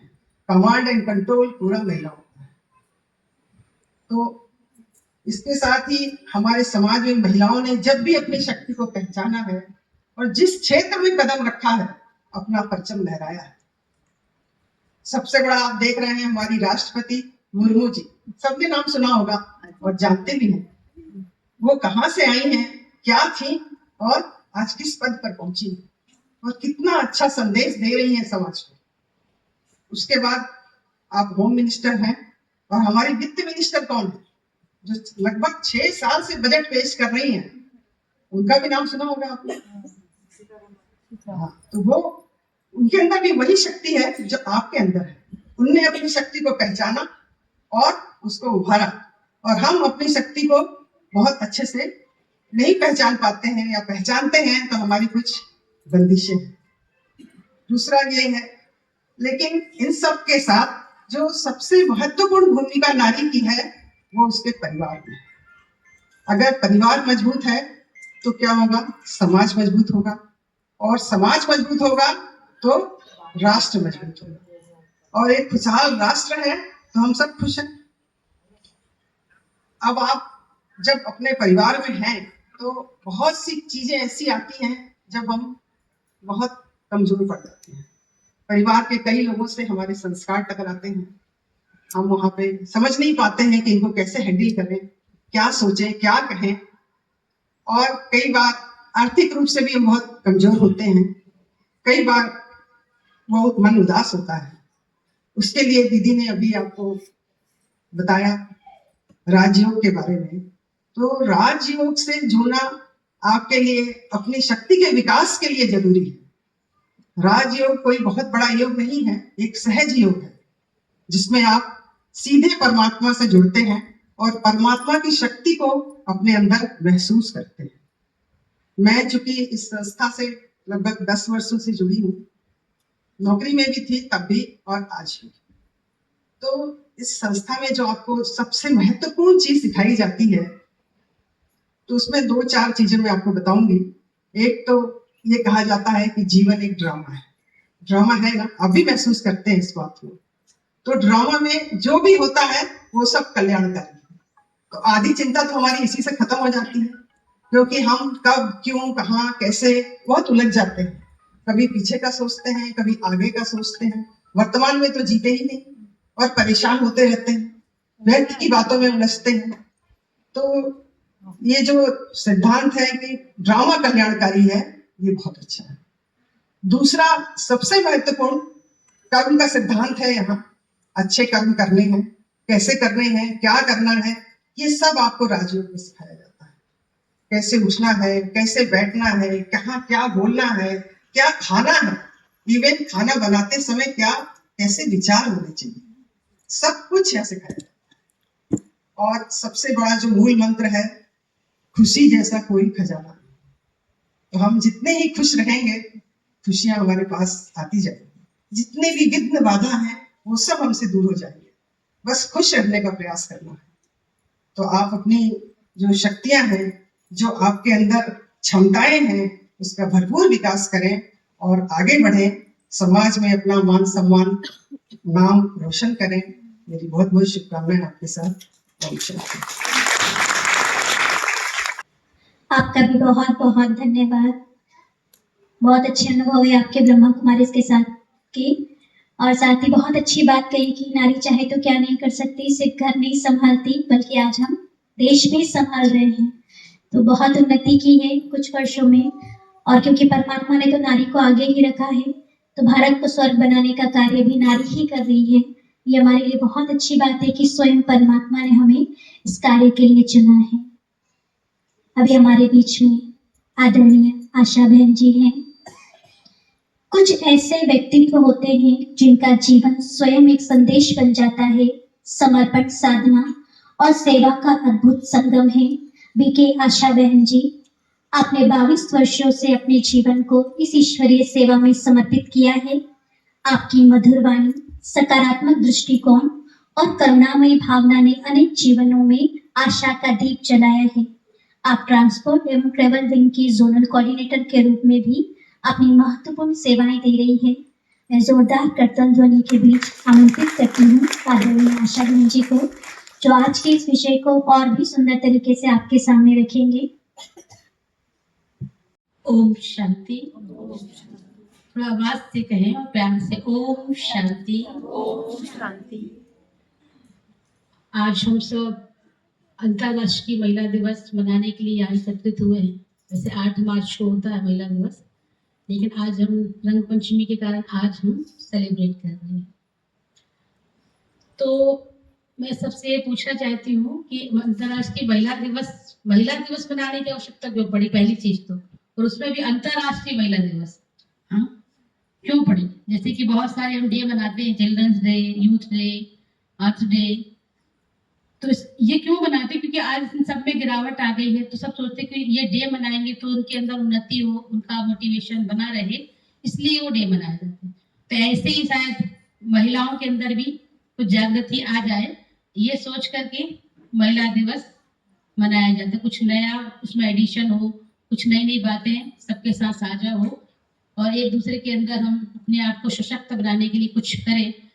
तो शायद ये सोच करके ही ये महिला दिवस रखा गया होगा। लेकिन एक बात और पूछना चाहूंगी, पूरे सारे संसार से अगर महिला को माइनस कर दिया जाए तो क्या बचेगा? क्या रूप बनेगा? कुछ बनेगा? हाँ, मान लो कि पूरे सारे संसार से महिला को माइनस कर दिया तो क्या बनेगा? कुछ भी नहीं बनेगा, क्योंकि महिला जननी है ना। आज जो भी कुछ हम इस देश के अंदर देख रहे हैं, इसका विकास देख रहे हैं, इतने बड़े बड़े साइंटिस्ट हुए, धर्म नेताएं हुए, संत महात्मा हुए, बड़े बड़े महामंडलेश्वर हुए, उन सब की जन्मदात्री कौन? महिला है ना। तो महिला सबको जन्म देने वाली, तो इतनी बड़ी देन तो महिला ने दी ना दुनिया को। तो महिला का जो है ना, कहते हैं महिला जो होती है, माता जो होती है, बच्चे की प्रथम गुरु होती है। गर्भ से ही संस्कार देना आरंभ कर देती है ना। इसलिए देखो, पुराने जमाने में कहा जाता, आजकल तो नहीं कहते, पुराने जमाने में कहते थे कि आजकल तो कोई मानता ही नहीं, पहले कि अगर बच्चा गर्भ में आ गया तो देवी देवताओं की तस्वीर देखो, घर में भी वही तस्वीर लगा दी जाती थी, रामायण भागवत का पठन करो, क्योंकि बच्चे के अंदर वो संस्कार जाएंगे। इसलिए देखो, हाँ, छोटे छोटे बच्चे भक्त कहलाद हुए, और भी ऐसे से बहुत छोटे छोटे जो हुए, तो वो कैसे हुए? क्योंकि उनकी माँ के अंदर वो संस्कार उन्होंने भरे, बच्चे को गर्भ में ही भरे। तो गर्भ से ही माँ संस्कार देना बच्चों को शुरू कर देती है। जो खाती है बच्चा उसको ग्रहण करता है, जो सोचती है बच्चा क्या करता है, वो बच्चे के अंदर जाता है ना। तो इसलिए अपने अंदर ऊंची सोच रखना बहुत जरूरी है। ऊंची सोच का मतलब है कि ऊंची चीज है ना, ऊंची चीज सबको दिखाई देती है, नीची चीज को देखने के लिए कोई जाते हैं, लेकिन ऊंची चीज को देख सब लोग को दिखाई देती है। तो ऊंची चीज मतलब, ऊंची सोच मतलब कि जो सबके लिए लाभकारी हो, गुणकारी हो, हाँ, सबको फायदा देने वाली हो। तो ऐसी चीज हमारे अंदर, ऐसी सोच हो हमारी। तो जैसे दिखाते हैं कि बच्चा जो होता है बचपन से ही माँ से जुड़ा होता है, जब तक वो दूसरे स्टेप में ना जाए, जब तक उसकी मैरिज ना हो जाए, तब तक वो किससे जुड़ा होता है? माँ से ही जुड़ा होता है ना। तो माँ, और कोई भी बात होती है ना, जब बड़ा भी हो जाता है, देखो जब तक उसकी शादी नहीं होती है तब तक बड़ा भी हो जाता है, तो भी कोई भी बात होती तो अपनी माँ से शेयर करता है। पिता से उसकी खटपट शुरू हो जाती है ना। माता से वो माँ से बड़ा प्रेम से वो करता है। पता नहीं दुनिया में ऐसा कैसे है कि वो बेटा जो है माँ से, और बेटी अपने पिता से ही बात करती है। तो ये दुनिया में ऐसा भी कुछ नियम बना हुआ है ना? तो इसलिए शायद महिला दिवस जो मनाया जा रहा है, तो महिलाओं को क्या करना है, अपने नारीत्व को जागृत रखना है। देखो मंदिरों में जो देवियां थी, आज पुरुष जो है, पुरुष समाज हमारा जो प्रधान देश है, समाज है, तो उसमें इसके कारण महिलाओं के अंदर क्या आ गई, हीनता की भावना आ गई, उनको कोई उठाया नहीं। इसलिए शायद ये महिला दिवस रखा गया कि इनको जागृत किया जाए, इनको भी उठाया जाए, क्योंकि पुरुष प्रधान देश है ना, इसलिए। तो आज वो पुरुष जो महिला के आगे जाकर मंदिर में झुकता है, वहां जाकर के क्यों झुकता है? क्योंकि उनका नारीत्व जागृत है, देवत्व जागृत है, वो देव रूप में, अपने देवत्व रूप में मंदिर में विराजमान है। इसलिए वहां जाकर के पुरुष उनसे मांगता है, हे माँ मुझे बुद्धि दे दो, शक्ति दे दो, धन दे दो, ये दे दो। उनका वो जागृत है, और यहाँ जागृत नहीं है ना नारीत्व, इसलिए हम खुद ही मांग रहे हैं। तो नारी को अपने नर और नारी अर्थात अपने को आत्मिक रूप से, इन दोनों से ऊपर अपने नारीत्व को जागृत करके ही रखना है। और इन दोनों से ऊपर कि मैं न नारी हूं न नर हूं, मैं कौन हूं? एक आत्मा हूं। या ब्रह्मा कुमारी शिक्षा विद्यालय में ये सबसे ऊंची बात बताई जाती है कि आप शरीर नहीं हो, आप एक चैतन्य शक्ति आत्मा हो जो अजर अमर अविनाशी हो, है ना। आत्मा को कोई मार नहीं सकता है ना, कोई जला नहीं सकता है। ये सबसे ऊंचा स्टेटस हमारा पद है आत्मा का। तो अगर नर और नारी से ऊपर उठ करके अपने आप को आत्मा समझेंगे, उसी दिन स्वर्णिम संसार बन जाएगा, उसी दिन स्वर्णिम भारत बन जाएगा। अगर हम अपने आप को नर और नारी समझेंगे तो उसी लिमिटेशन में रहेंगे। तो हमको इससे अपने आप को ऊपर उठना है और अपने चरित्र को बहुत ऊंचा उठा करके रखना है। हाँ, अपने नारीत्व अर्थात अपने जितना हम चरित्रवान बनेंगे तभी हमारी पूजा होगी। तो जैसे मंदिरों में पूजा हो रही है ना, तो आज नारियों ने अपने अधिकार की बात तो बहुत करती है और बहुत अच्छे से अधिकार को समझ लिया है कि ये नारियों के अधिकार है, और सरकार देती भी जा रही है, एडिशन करती जा रही है, तो वो पकड़ के बैठे हुए, लेकिन कर्तव्य क्या? तो जितने हम अधिकार के प्रति जागृत हैं उतने हमारे कर्तव्य के प्रति भी हम जागृत रहें। अगर हम हमारी खुद की वैल्यू हमको अगर आनी है तो हम उतने ही अधिकार से जैसे जागृत, उतने ही हम कर्तव्य भी करें, तभी हमारे पुरुषों के दिलों में, पुरुषों के मन में भी हमारे प्रति अच्छी भावना होगी।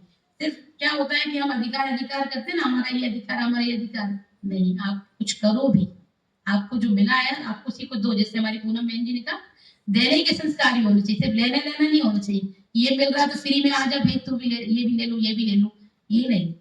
आपको क्या देना वो भी तो आना चाहिए। आप सिर्फ लेने वाले नहीं बनो। अगर हमको देना आ गया ना तो हम बहुत कुछ कर सकते हैं।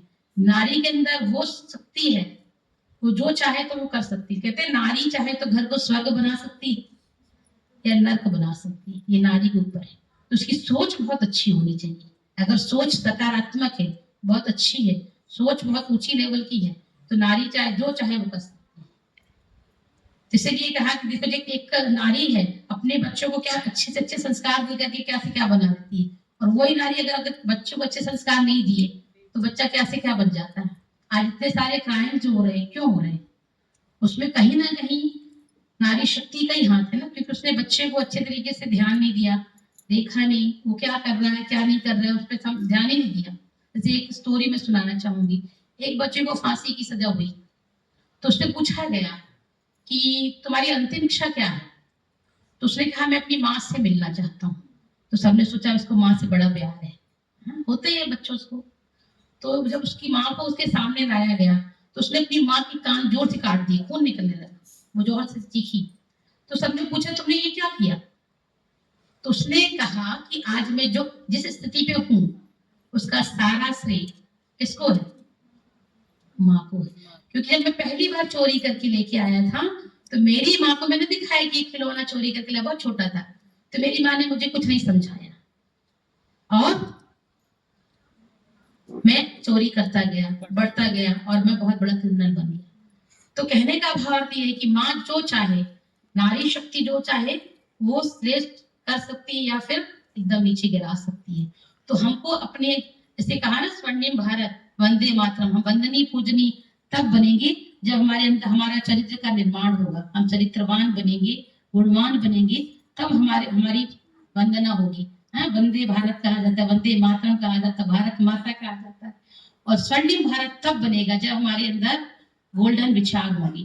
गोल्डन थॉट्स ही गोल्डन स्थिति को बनाते हैं और गोल्डन स्थिति ही गोल्डन भारत बनाने में हमारा साथ देगी, सहयोग करेगी। तो हमको अपने विचारों को बहुत अच्छा बनाना है। कहते हैं ना, गोल्ड जो होता है ना, वो बहुत प्योर गोल्ड जो होता है, बहुत सॉफ्ट होता है, उसको जैसे भी चाहे हम उसको मोल्ड कर सकते हैं।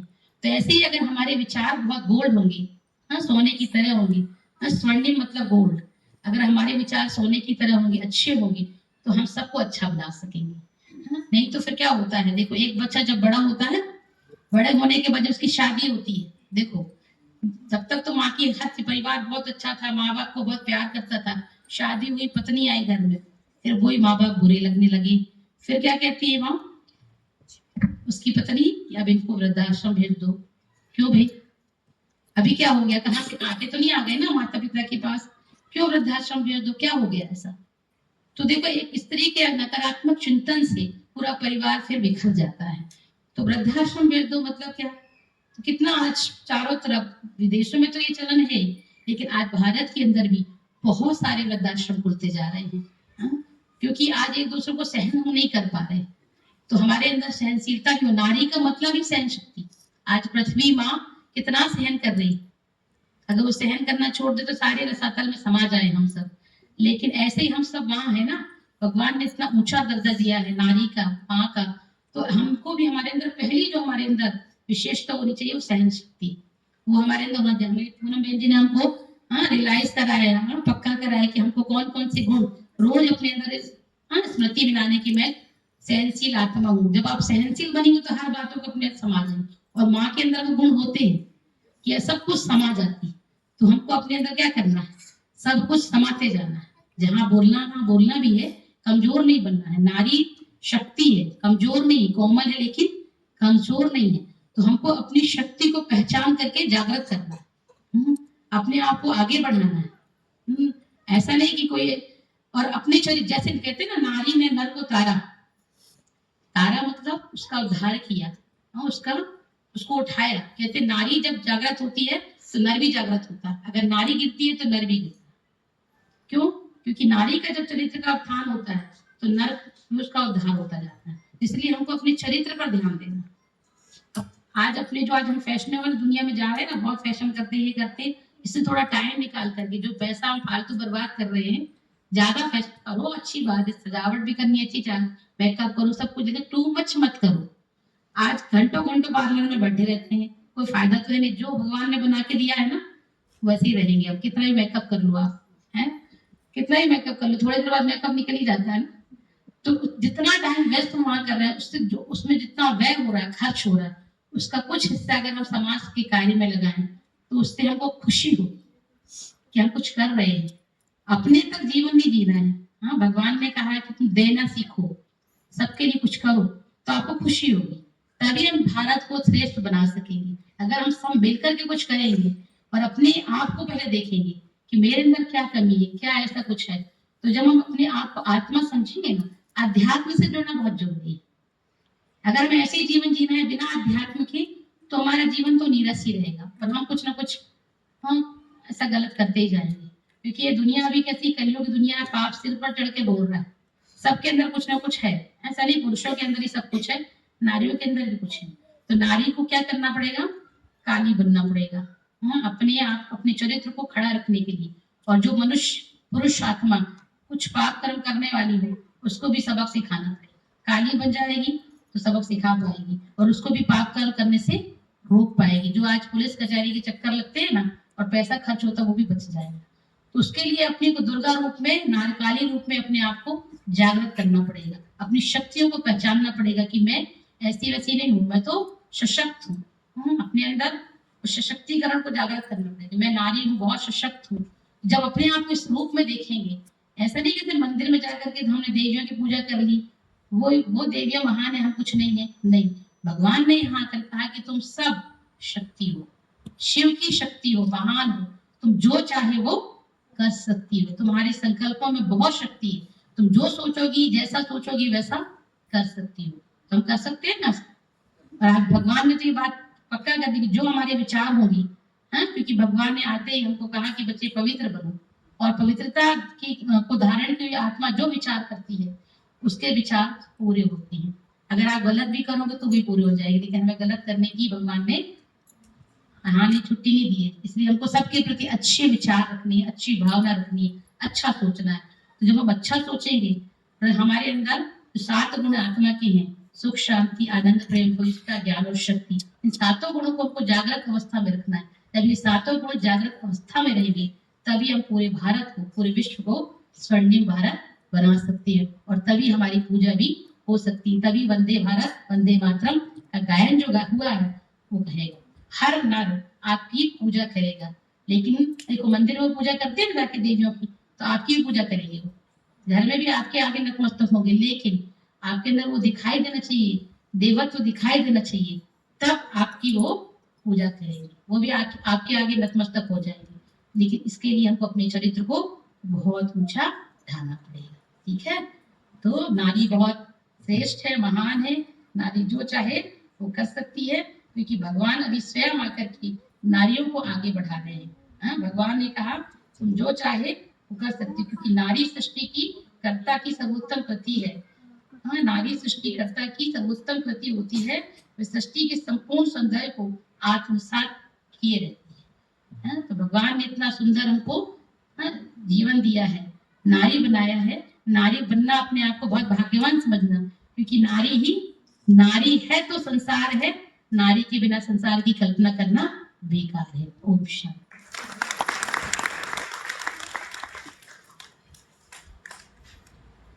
बहुत बहुत धन्यवाद आशा बहन जी का।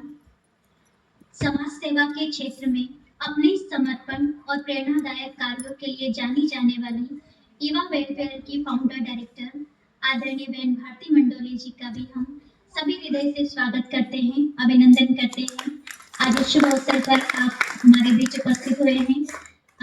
आपसे विनम्र अनुरोध है कि इस कार्यक्रम में आप भी अपनी शुभकामनाएं, शुभ भावनाएं व्यक्त करें।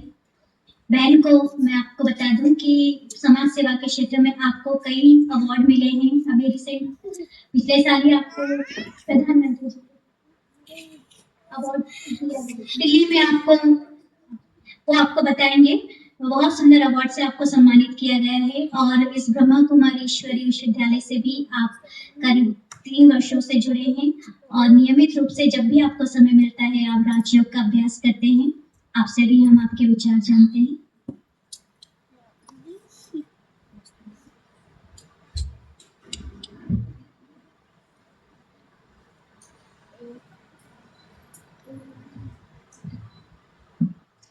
आदरणीय मंच और सम्मानीय उपस्थित सभी मातृशक्ति को मेरा सादर वंदन। मैं भारती मांडोले संस्था से बहुत वर्षों से जुड़ी हुई और काफी यहाँ की विचारधाराओं को मैं बहुत अपने आत्मसात करके अपने क्षेत्र में कार्य कर रही हूँ और आप जैसे बहनों के लिए कर रही हूँ। मैं अभी कोई भाषण नहीं दूंगी क्योंकि मतलब आज का दिन आप लोगों का दिन है और दीदियों ने इतनी अच्छी अच्छी बातें हमें आज दी है, तो उसी के मैं छोटे छोटे से पॉइंट्स से आपको बताना चाहूंगी। जैसे पूनम दीदी ने शुरुआत की थी कि देने की जो शक्ति है वो हम में है, और मैं क्योंकि आप लोगों के साथ काम करती हूँ तो मुझे पता है कि आपने जितनी भी चीजें यहाँ ली हैं, जैसे आप गेट से बाहर जाएंगे तो आप अपने गृहस्थी में लग जाएंगे, सही है ना? तो इसको हमें लेकर चलना है, उसके लिए जरूर, क्योंकि आप महिलाएं हैं और मैं आप लोगों के लिए काम कर रही हूँ, तो इसमें मैंने देखा है कि महिलाएं हैं ना जो अपने आसपास की चीजें हैं, जैसे बहुत राष्ट्रपति हो गई, जितनी भी महिलाएं हैं यहाँ पे अपने यहाँ पे सब अच्छे नेतृत्व कर रही हैं। लेकिन जो स्वर्णिम युग की हम बात करें उसके लिए हमें जरूरी नहीं कि कोई पद होना चाहिए या फिर कोई हमारे पास में शक्ति होनी चाहिए। हम बहुत छोटे छोटे स्टेप्स लेकर ही हम अपने आसपास के जो माहौल है उसको ही परिवर्तित करते गए तो हम बहुत अच्छा समाज और बहुत अच्छा हम जो एक स्वर्णिम भारत का एक उद्देश्य लेकर जो चल रहे हैं उसको कर सकते हैं। वो है आसपास में जो बच्चों को जो गलत चीजों में इन्वॉल्वमेंट हो रहा है, जैसे वो नशे की तरफ जा रहे हैं, ये हो रहे हैं। आप सब बस्तियों में भी रहते होंगे, हम आसपास का माहौल भी देखते होंगे।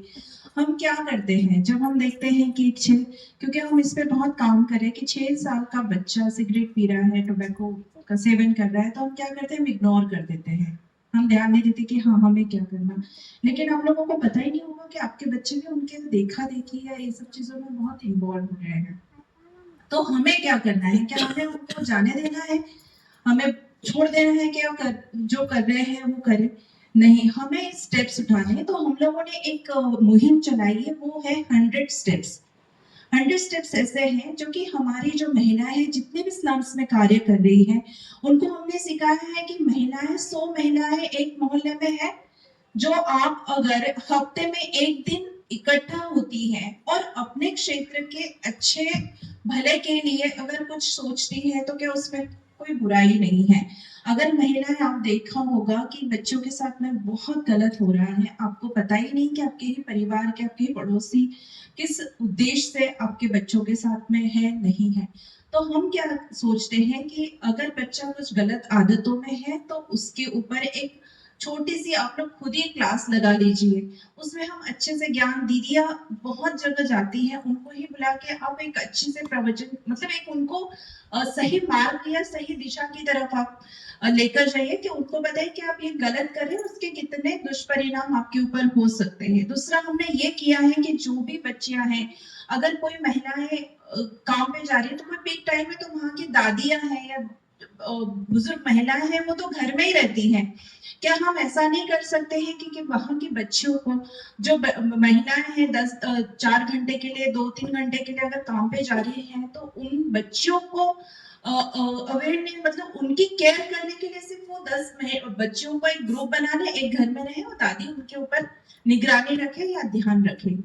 तो ये छोटे छोटे से स्टेप्स होते हैं जो हम अपने घर से या अपने आसपास की परिस्थितियों को बदलाव करके ला सकते हैं। जरूरी नहीं कि हम कोई पोजीशन पे पहुंचते या कोई बड़ी स्टेप्स हम लोग कोई पावर आता है तभी हम कर सकते हैं। हमारी संस्था भी यही कार्य कर रही है और मुझे बहुत खुशी और बहुत सम्मान होता है कि जो ये स्वर्णिम युग की जो एक धुरी है वो हमारी महिलाओं के हाथ में है और ये हम ये बागडोर ले रहे हैं, जिसका ज्वलंत उदाहरण हमारे पास में दीदियां हैं, जिन्होंने इतने मतलब देश को ही नहीं, पूर्ण विश्व को स्वर्णिम की ओर लेकर जा रहे हैं और जल्द ही हम इसके बहुत ही पॉजिटिव इम्पैक्ट देखेंगे भी।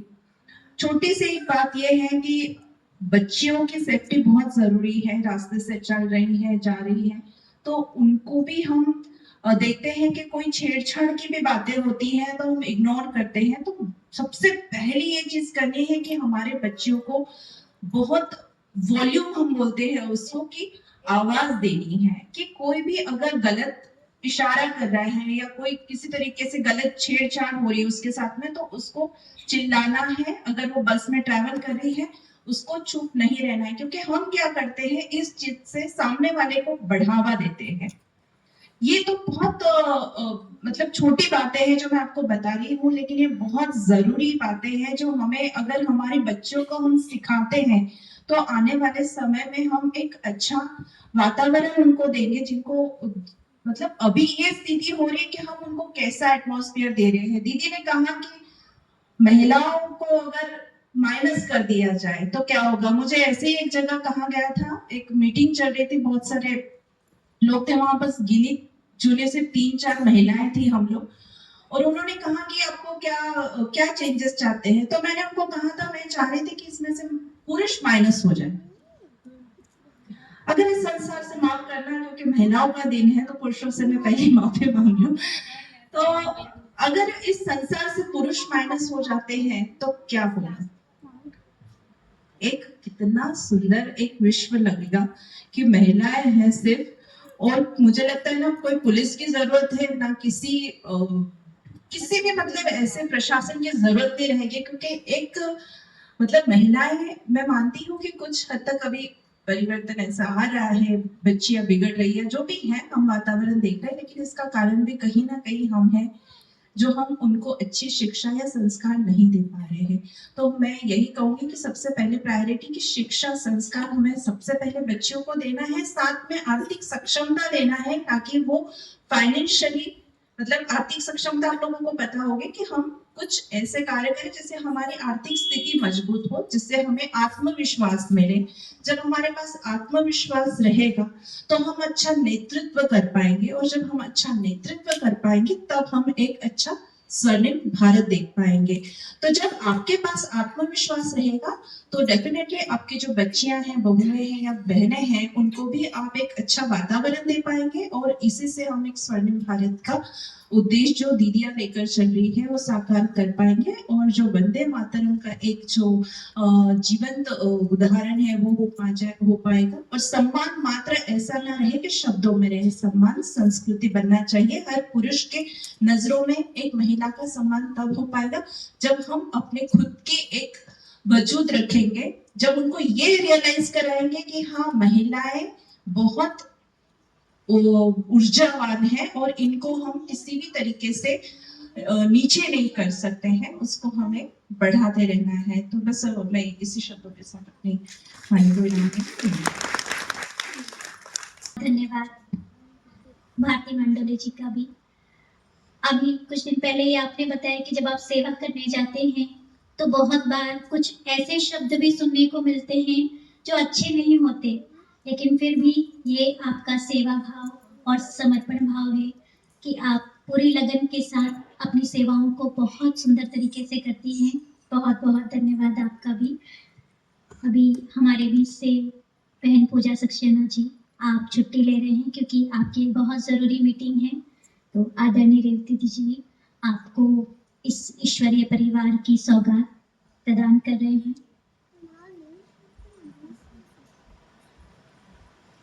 आप सभी करतल ध्वनि से बहन को, क्योंकि आपका सम्मान इस ईश्वरीय परिवार में पहली बार आपका यहाँ आना हुआ, ये हमारे लिए भी बहुत सौभाग्य की बात है। आगे भी आप आते रहेंगे, आपसे ऐसा ही हम अपेक्षा करते हैं बहन पूजा सक्सेना जी, क्योंकि ये कार्यक्रम हमारी आदरणीय दीदी जी के आशीर्वचनों के बिना अधूरा है। भले ही वो प्रत्यक्ष रूप से यहाँ मौजूद नहीं हैं, लेकिन उनके आशीर्वाद भरे और प्रेम भरे शब्द वो हमारे कानों को जरूर मिलने चाहिए। दीदी जी के लिए कहना चाहूंगी, जिनके जीवन में सेवा ही साधना बन गई, जिनकी हर सांस में परमात्मा की याद बस गई, समर्पण और त्याग से सजा है जिनका जीवन, ऐसी हमारी दीदी जी सच में हमारी प्रेरणा बन गई। ऐसी हमारी दीदी जी सच में हमारी प्रेरणा बन गई। अपना संपूर्ण जीवन ईश्वरीय सेवाओं को समर्पित करते हुए जोनल इंचार्ज के रूप में अनेक सेवा केंद्रों और 500 समर्पित बहनों का बहुत ही स्नेह और कुशलता से मार्गदर्शन आप कर रही हैं। आपका जीवन हम सभी के लिए समर्पण, सादगी और आध्यात्मिक शक्ति की प्रेरणा है।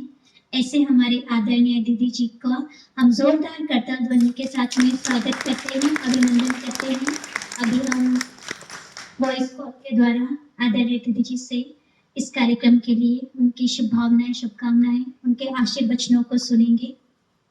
बारे में बताई है कि माता एक विशाल वृक्ष है जो कि चारों तरफ फैला हुआ है। अपने बच्चों को ही नहीं परंतु समस्त विश्व की छत्र छाया बना हुआ है। ऐसे वट वृक्ष के नीचे पलने वाले बहुत ज्ञानी और योगी होते हैं, क्योंकि वे परमात्मा से भी अपना संबंध जोड़ते हैं। परमात्मा को पिता बाप के रूप में मानते हैं और माता के रूप में भी मानते हैं। तो भारत देश जो इतना महान है वो गुरु की पदवी लेने वाला है और साथ साथ माता रूप में सारे विश्व की पालना करने वाला है। दीदी जी का जरूर हम उन सतयुगी मूल्यों को अपने जीवन में उतारेंगे। अभी हम सबके बीच में आदरणीय रेवती दीदी जी भी उपस्थित हैं। सेवा जिनकी पहचान है, सादगी जिनकी शान है, समर्पण और अनुशासन से सजा हुआ है जिनका जीवन, ऐसी हमारी रेवती दीदी जी हमारी शान है। आदरणीय रेवती दीदी जी पिछले 35 वर्षों से इस संस्था में पूर्ण निष्ठा और समर्पण के साथ सेवाएं दे रही है। आप आदरणीय दीदी जी के राइट हैंड बनकर पूरे जोन के मैनेजमेंट की जिम्मेदारी को कुशलता, प्रेम और सादगी के साथ निभा रही हैं। आदरणीय दीदी के लिए हम जोरदार करतल ध्वनि से स्वागत करते हैं, अभिनंदन करते हैं। आप भी इस कार्यक्रम के प्रति अपने आशीर्वचन हम सभी के बीच रखें। आदरणीय दीदी।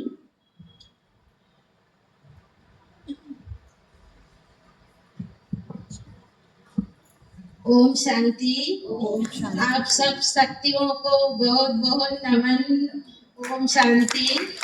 आप सब खड़े होके बोलिए, शिव शक्ति महान महान। शिव बाबा हमारे बाबा आ गया। हमारा बाबा आ गया। कितनी महान है, हम कितनी महान हैं कि बाबा के साथ रहकर स्वर्ग की स्थापना करेंगे। के साथ रहकर स्वर्ग की स्थापना करेंगे। ऐसी शांति से आत्मा बनना है हमें। ऐसे शांत स्वरूप आत्मा बनना है हमें। ओम शांति। ओम शांति। ओम शांति। ओम शांति। ओम शांति। ओम शांति। ऐसी शक्तिशाली बनकर हमें शिव बाबा के साथ स्वर्ग की स्थापना करना है सबको। यही हमारी शुभ आशा है और शुभ भावना है। ओम शांति। योग अनुभूति का मैं आमंत्रित करती हूँ ब्रह्मा कुमारी सारिका बहन जी को। 20 वर्षों से निरंतर सेवा के पथ पर अग्रसर है। विशेष रूप से म्यूजियम सेवा और ज्ञान योग शिविरों की सेवाओं को अत्यंत लगन और धैर्य प्रेम से आप निभा रही हैं। म्यूजियम में आने वाली प्रत्येक आत्मा को ज्ञान का सुंदर अनुभव कराना, ये आपकी विशेष पहचान है। आपकी गहराई से हमारी प्यारी रेवती दीदी जी ने सबको उमंग और उत्साह में ला दिया। सब थोड़े से नर्वस हो रहे थे कि टाइम बहुत ज्यादा हो गया है, कब तक के बैठे, तो खड़ा करके इतना अच्छा जागृत कर दिया कि आप मेडिटेशन बहुत अच्छे से कर सकते हैं। कर सकते हैं या नहीं कर सकते? कर सकते हैं ना। तो आज हमारे सर्वशक्तिवान, सर्व के रक्षक, विश्व कल्याणकारी कि हम सब सर्व स्नेही आत्माएं और भाई और बहनों, आज की सुंदर संध्या में जैसे रोज के रूटीन से आज हटकर के हमारे सामने एक नया रूप आया है और उस नए रूप में हम देखते हैं कि आज मंच पर हमारी आदरणीय दीदी और मंचासीन बहनें और सभी माताएं उपस्थित हैं जो बहुत ही प्रतिष्ठित और विशिष्ट हैं। साथ में हमारे भाई भी हैं। आज का दिवस विशेष महिला दिवस के उपलक्ष्य में मनाया जा रहा है। वैसे हमारी आशा बहन ने कहा है कि वो 8 मार्च को मनाते हैं, लेकिन हम सब जानते हैं कि उस दिन होली का दिवस है, उमंग उत्साह का दिवस है, होली खेलने और रंग लगाने का दिवस है। तो क्यों न हम इस दिवस को बहुत अच्छे से मनाया भी जाए और साथ में मनाना अर्थात हमारे अंदर की जो दुर्भावनाएं हैं, नेगेटिविटी है, उसको समाप्त करके बड़े उमंग से और उत्साह के साथ मनाते हैं। तो देखते हैं कि आज का जो विषय है बहुत ही सुंदर विषय है, वंदे मातरम, स्वर्णिम भारत। सारा आधार ही नारी के ऊपर रखा गया है कि नारी खुशहाल तो परिवार खुशहाल। नारी के अंदर ही सारे संस्कार इमर्ज है, लेकिन वर्तमान समय सब मर्ज हो चुके हैं। जो होने चाहिए दिव्य संस्कार वो भी जागृत नहीं है, और उन्हें जागृत करने के लिए हम राजयोग का अध्ययन करेंगे। उस राजयोग के द्वारा हम अपने अंदर की शक्तियों को हम जागृत करेंगे। जैसे हमारी पूनम दीदी ने बहुत ही सुंदर बात कही थी कि देना चाहिए, देने में ही खुशी मिलती है, आनंद मिलता है, और देने से ही हमारे अंदर सारी विशेषताएं आती। तो मैं छोटी सी स्टोरी आपको सुनाऊंगी कि एक राजा थे, उनको अपने राज्य से बहुत गिफ्ट मिली हुई थी। इतनी गिफ्ट मिली कि वो अपना पूरा राजमहल भर गया। तो उन्होंने सोचा इतनी सारी गिफ्ट का मैं क्या करूं। तो उन्होंने अनाउंस कराया प्रजा के बीच में और कहा कि कल राजा अपनी सारी अमूल्य गिफ्टें प्रजा के बीच में सबको वितरण करेंगे। तो सारी प्रजा आ गई, सब लाइन में लगे थे, राजा बैठे थे और एक एक गिफ्ट एक एक व्यक्ति को देते जा रहे थे और जो देने में उनको खुशी मिल रही थी, वह आनंद मिल रहा था, वो बहुत ही सुहावना था। तो वो ऐसे देते जा रहे थे। लाइन के बीच में एक फकीर थे। वो फकीर वो राजा को देख रहा था, इतने ध्यान से देख रहा था कि राजा जैसे जैसे गिफ्ट दे रहा है वैसे वैसे उसको इतनी खुशी, इतना आनंद मिल रहा है। तो उसके मन में आया कि राजा के पास तो इतनी सारी चीजें हैं, दे रहा है और उसे कितनी खुशी मिल रही है। तो उसके मन में भी आया और उसने क्या किया, जब अपना टर्न आता था तो वो किसी और को आगे कर देता था और जो खुशी राजा को मिलती थी, जो आनंद राजा को मिलता था, वो फकीर महसूस करता था। फिर उसका टर्न आया, फिर आगे किया, ऐसे करते करते सबको उसने आगे किया और लास्ट में जब राजा गिफ्ट दे रहे थे और उसकी बारी आई तो सारी गिफ्ट खत्म हो गई और वो बड़ा खुशी खुशी लौट गया। जब राजा ने उस फकीर को देखा तो उसके मन में विचार आया कि ये फकीर बदल लिए गया लेकिन इतना खुशी से गया, कारण क्या है। उसने अपने मंत्री से कहा कि आप उस फकीर को बुलाओ, उससे पूछो कि वो इतना खुश कैसे था। तो मंत्री ने कहा कि वो फकीर को कहाँ ढूंढेंगे, वो तो चला गया। तो फिर राजा को एक युक्ति सूझी कि उसने कहा कि आज फिर से अनाउंस करो कि राजा फिर से गिफ्ट बांटेंगे, सबको आना है। तो फिर वो फकीर आए और फिर लाइन में खड़े हो गए। फिर जैसा उसका टर्न आता था वैसे फिर आगे करने लगा। तो राजा ने बीच से लाइन रोकी और उसे बुलाया कि तुम ऐसा क्यों कर रहे हो, अपने टर्न में आगे कर रहे हो और आपको गिफ्ट भी नहीं मिली। तो उस फकीर ने बहुत सुंदर जवाब दिया कि हे राजन, जब आप गिफ्ट दे रहे थे तो आपके चेहरे की जो खुशी थी, जो आनंद था, वो इतना हाई लेवल का था कि उसका मैं बयान नहीं कर सकता। तो मेरे मन में आया कि राजा के पास तो सब कुछ है देने के लिए, वो दे सकते हैं और खुशी को प्राप्त कर सकते हैं, लेकिन मेरे पास तो देने के लिए कुछ नहीं है। तो कहा मेरे पास एक ही चीज है जो मेरा टर्न में दूसरे को दे दूं, और जब मैंने ऐसा किया तो मुझे जो खुशी मिली, जो आनंद मिला, जो मैंने आपको देखा था वही का वही मुझे मिला। तो इस कहानी का भावार्थ ये है कि हमें देना सीखना है।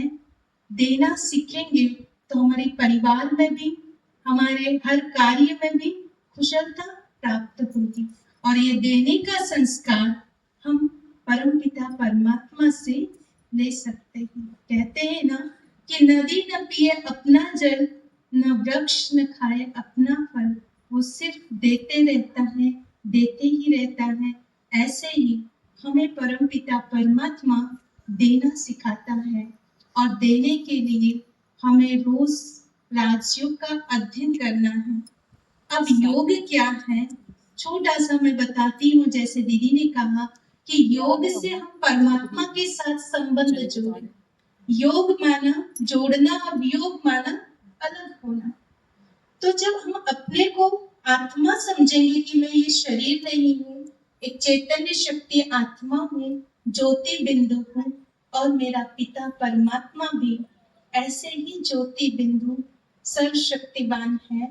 और जब मैं उसके साथ अपने घर अर्थात आत्माओं का जो परम धाम है, जिसको हम निर्वाण धाम, सुख धाम, जो सुनहरी लाल रंग की दुनिया है, ऐसी दुनिया में हम सब बिंदु आत्माएं रहती हैं और हमारी आत्मा का पिता, और हम जब उसके समीप जाते हैं तो उनसे वो सदैव जो सुख, शांति, आनंद की किरणें, वो शक्तियों के गुण हम अपने जीवन में धारण करते हैं। तो जो हम सब मात्र शक्तियां बैठी हैं, हमारे अंदर जो शक्तियां हैं, उन शक्तियों को हम परमात्मा से कनेक्ट करके और वो शक्तियों का हम अनुभव करते हैं। तो राजयोग के ऊपर एक छोटी सी और स्टोरी है, बहुत छोटी है, कि कैसे हम भगवान के साथ अपना संबंध जोड़े। तो एक चर्च था, उसमें पादरी जी प्रेयर कर रहे थे और 5 साल का बच्चा उस पादरी जी से मिलने रोज आता था। रोज उन्हें चॉकलेट देते थे, वो खुश हो जाता था। लेकिन एक दिन पादरी जी प्रेयर कर रहे थे और बच्चा जब आता है तो उन्होंने देखा कि पादरी जी आज कुछ कर रहे हैं, क्योंकि बच्चे को पता नहीं क्या कर रहे हैं, क्योंकि बच्चों में बहुत इनोसेंट होते हैं और नकलची भी होते हैं। उन्होंने कहा ये कुछ कर रहे हैं, तो बच्चा भी उनके साइड में खड़ा हो गया और उन पादरी जी को देखा क्या कर रहे हैं, तो देखा उनकी आंखें बंद हैं, होठ हिल रहे हैं, हाथ जोड़े खड़े हैं। तो उसने भी वैसे ही साइड में खड़ा हुआ, आंखें बंद की, अपने होठ हिलाने लगा और मगन हो गया। पर पादरी जी की नजर उस बच्चे पे गई, तो बार बार उस बच्चे को देख रहे थे कि बच्चा कर क्या रहा है, पर वो प्रेयर के बीच से कुछ बोल नहीं सकते थे, तो चुपचाप करते रहे, पर नजर उस बच्चे पर रही। और जैसे ही प्रेयर खत्म हो गई तो बच्चे से पूछा तुम क्या कर रहे थे, तो बच्चे ने बहुत सुंदर बोला, पहले आप बताइए पादरी जी आप क्या कर रहे थे। तो पादरी जी ने कहा कि मैं तो प्रेयर कर रहा था, अब आप बताओ आप क्या कर रहे हो। तो वो कहता है मैं भी प्रेयर कर रहा था। फिर दूसरा क्वेश्चन किया, आप कौन सी प्रेयर कर रहे थे। तो बच्चे ने कहा पहले आप बताइए आप कौन सी प्रेयर कर रहे थे। तो पादरी जी ने एक इंग्लिश में स्टेंजा बोल के सुनाया, तो बच्चा हंसने लगा कि मैं तो एबीसीडी बोल रहा था। तो पादरी जी ने कहा कोई एबीसीडी बोलता है, तो कहा मैं ये तो नहीं जानता कि भगवान को क्या बोलना चाहिए, लेकिन ये जरूर जानता हूँ कि आपने जो इंग्लिश की पोएम जो भी प्रार्थना सुनाई है उसमें मेरे एबीसीडी के 26 अक्षर पूरे। अब भगवान किसको प्यार करेगा, जिसकी भावना श्रेष्ठ हो। भगवान ये नहीं देखता है कि क्या विधिवत कौन सी चीज सिस्टोमेटिक है, उसे ज्यादा अटेंशन नहीं देगा जितनी उसकी भावनाओं पर, उस पर प्रेम पर। तो ऐसे ही हम भी अभी बहुत प्यार से, भावना से बाबा के सम्मुख बैठ करके वो सारी शक्तियों का अनुभव करेंगे।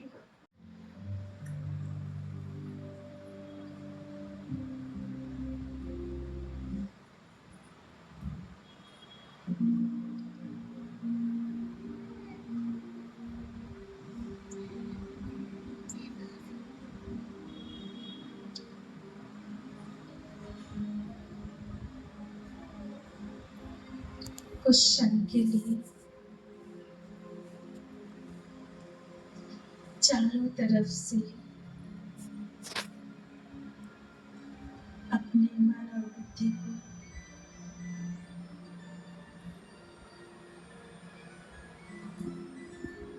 एकाग्र करते हुए,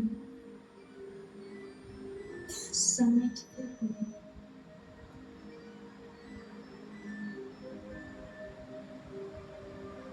अपने आप को देखिए कि मैं कौन।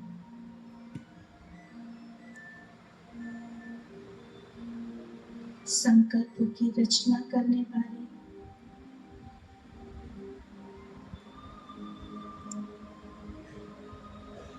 भावनाओं को समझने वाली, महसूस करने वाली एक चैतन्य शक्ति आत्मा हूँ।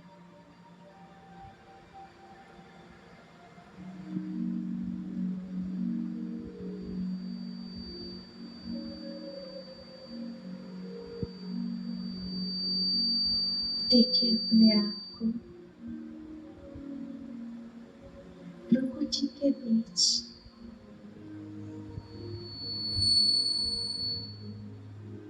एक चमकता हुआ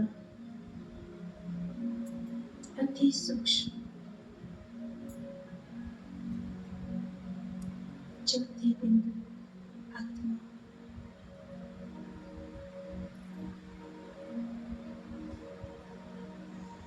heart of light. Shining is the center, forehead, energy.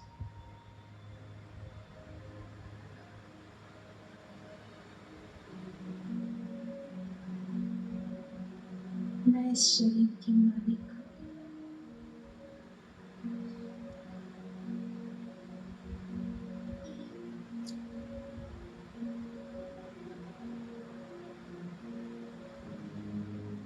मैं आत्मा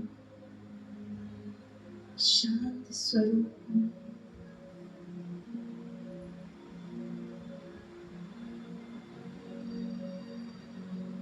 शांति मुझ आत्मा का निजी संस्कार है।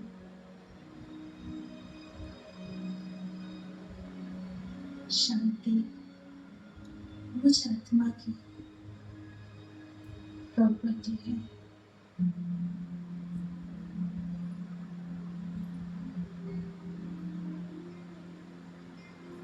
मन और बुद्धि के द्वारा हल्का सा देखने का प्रयास करें।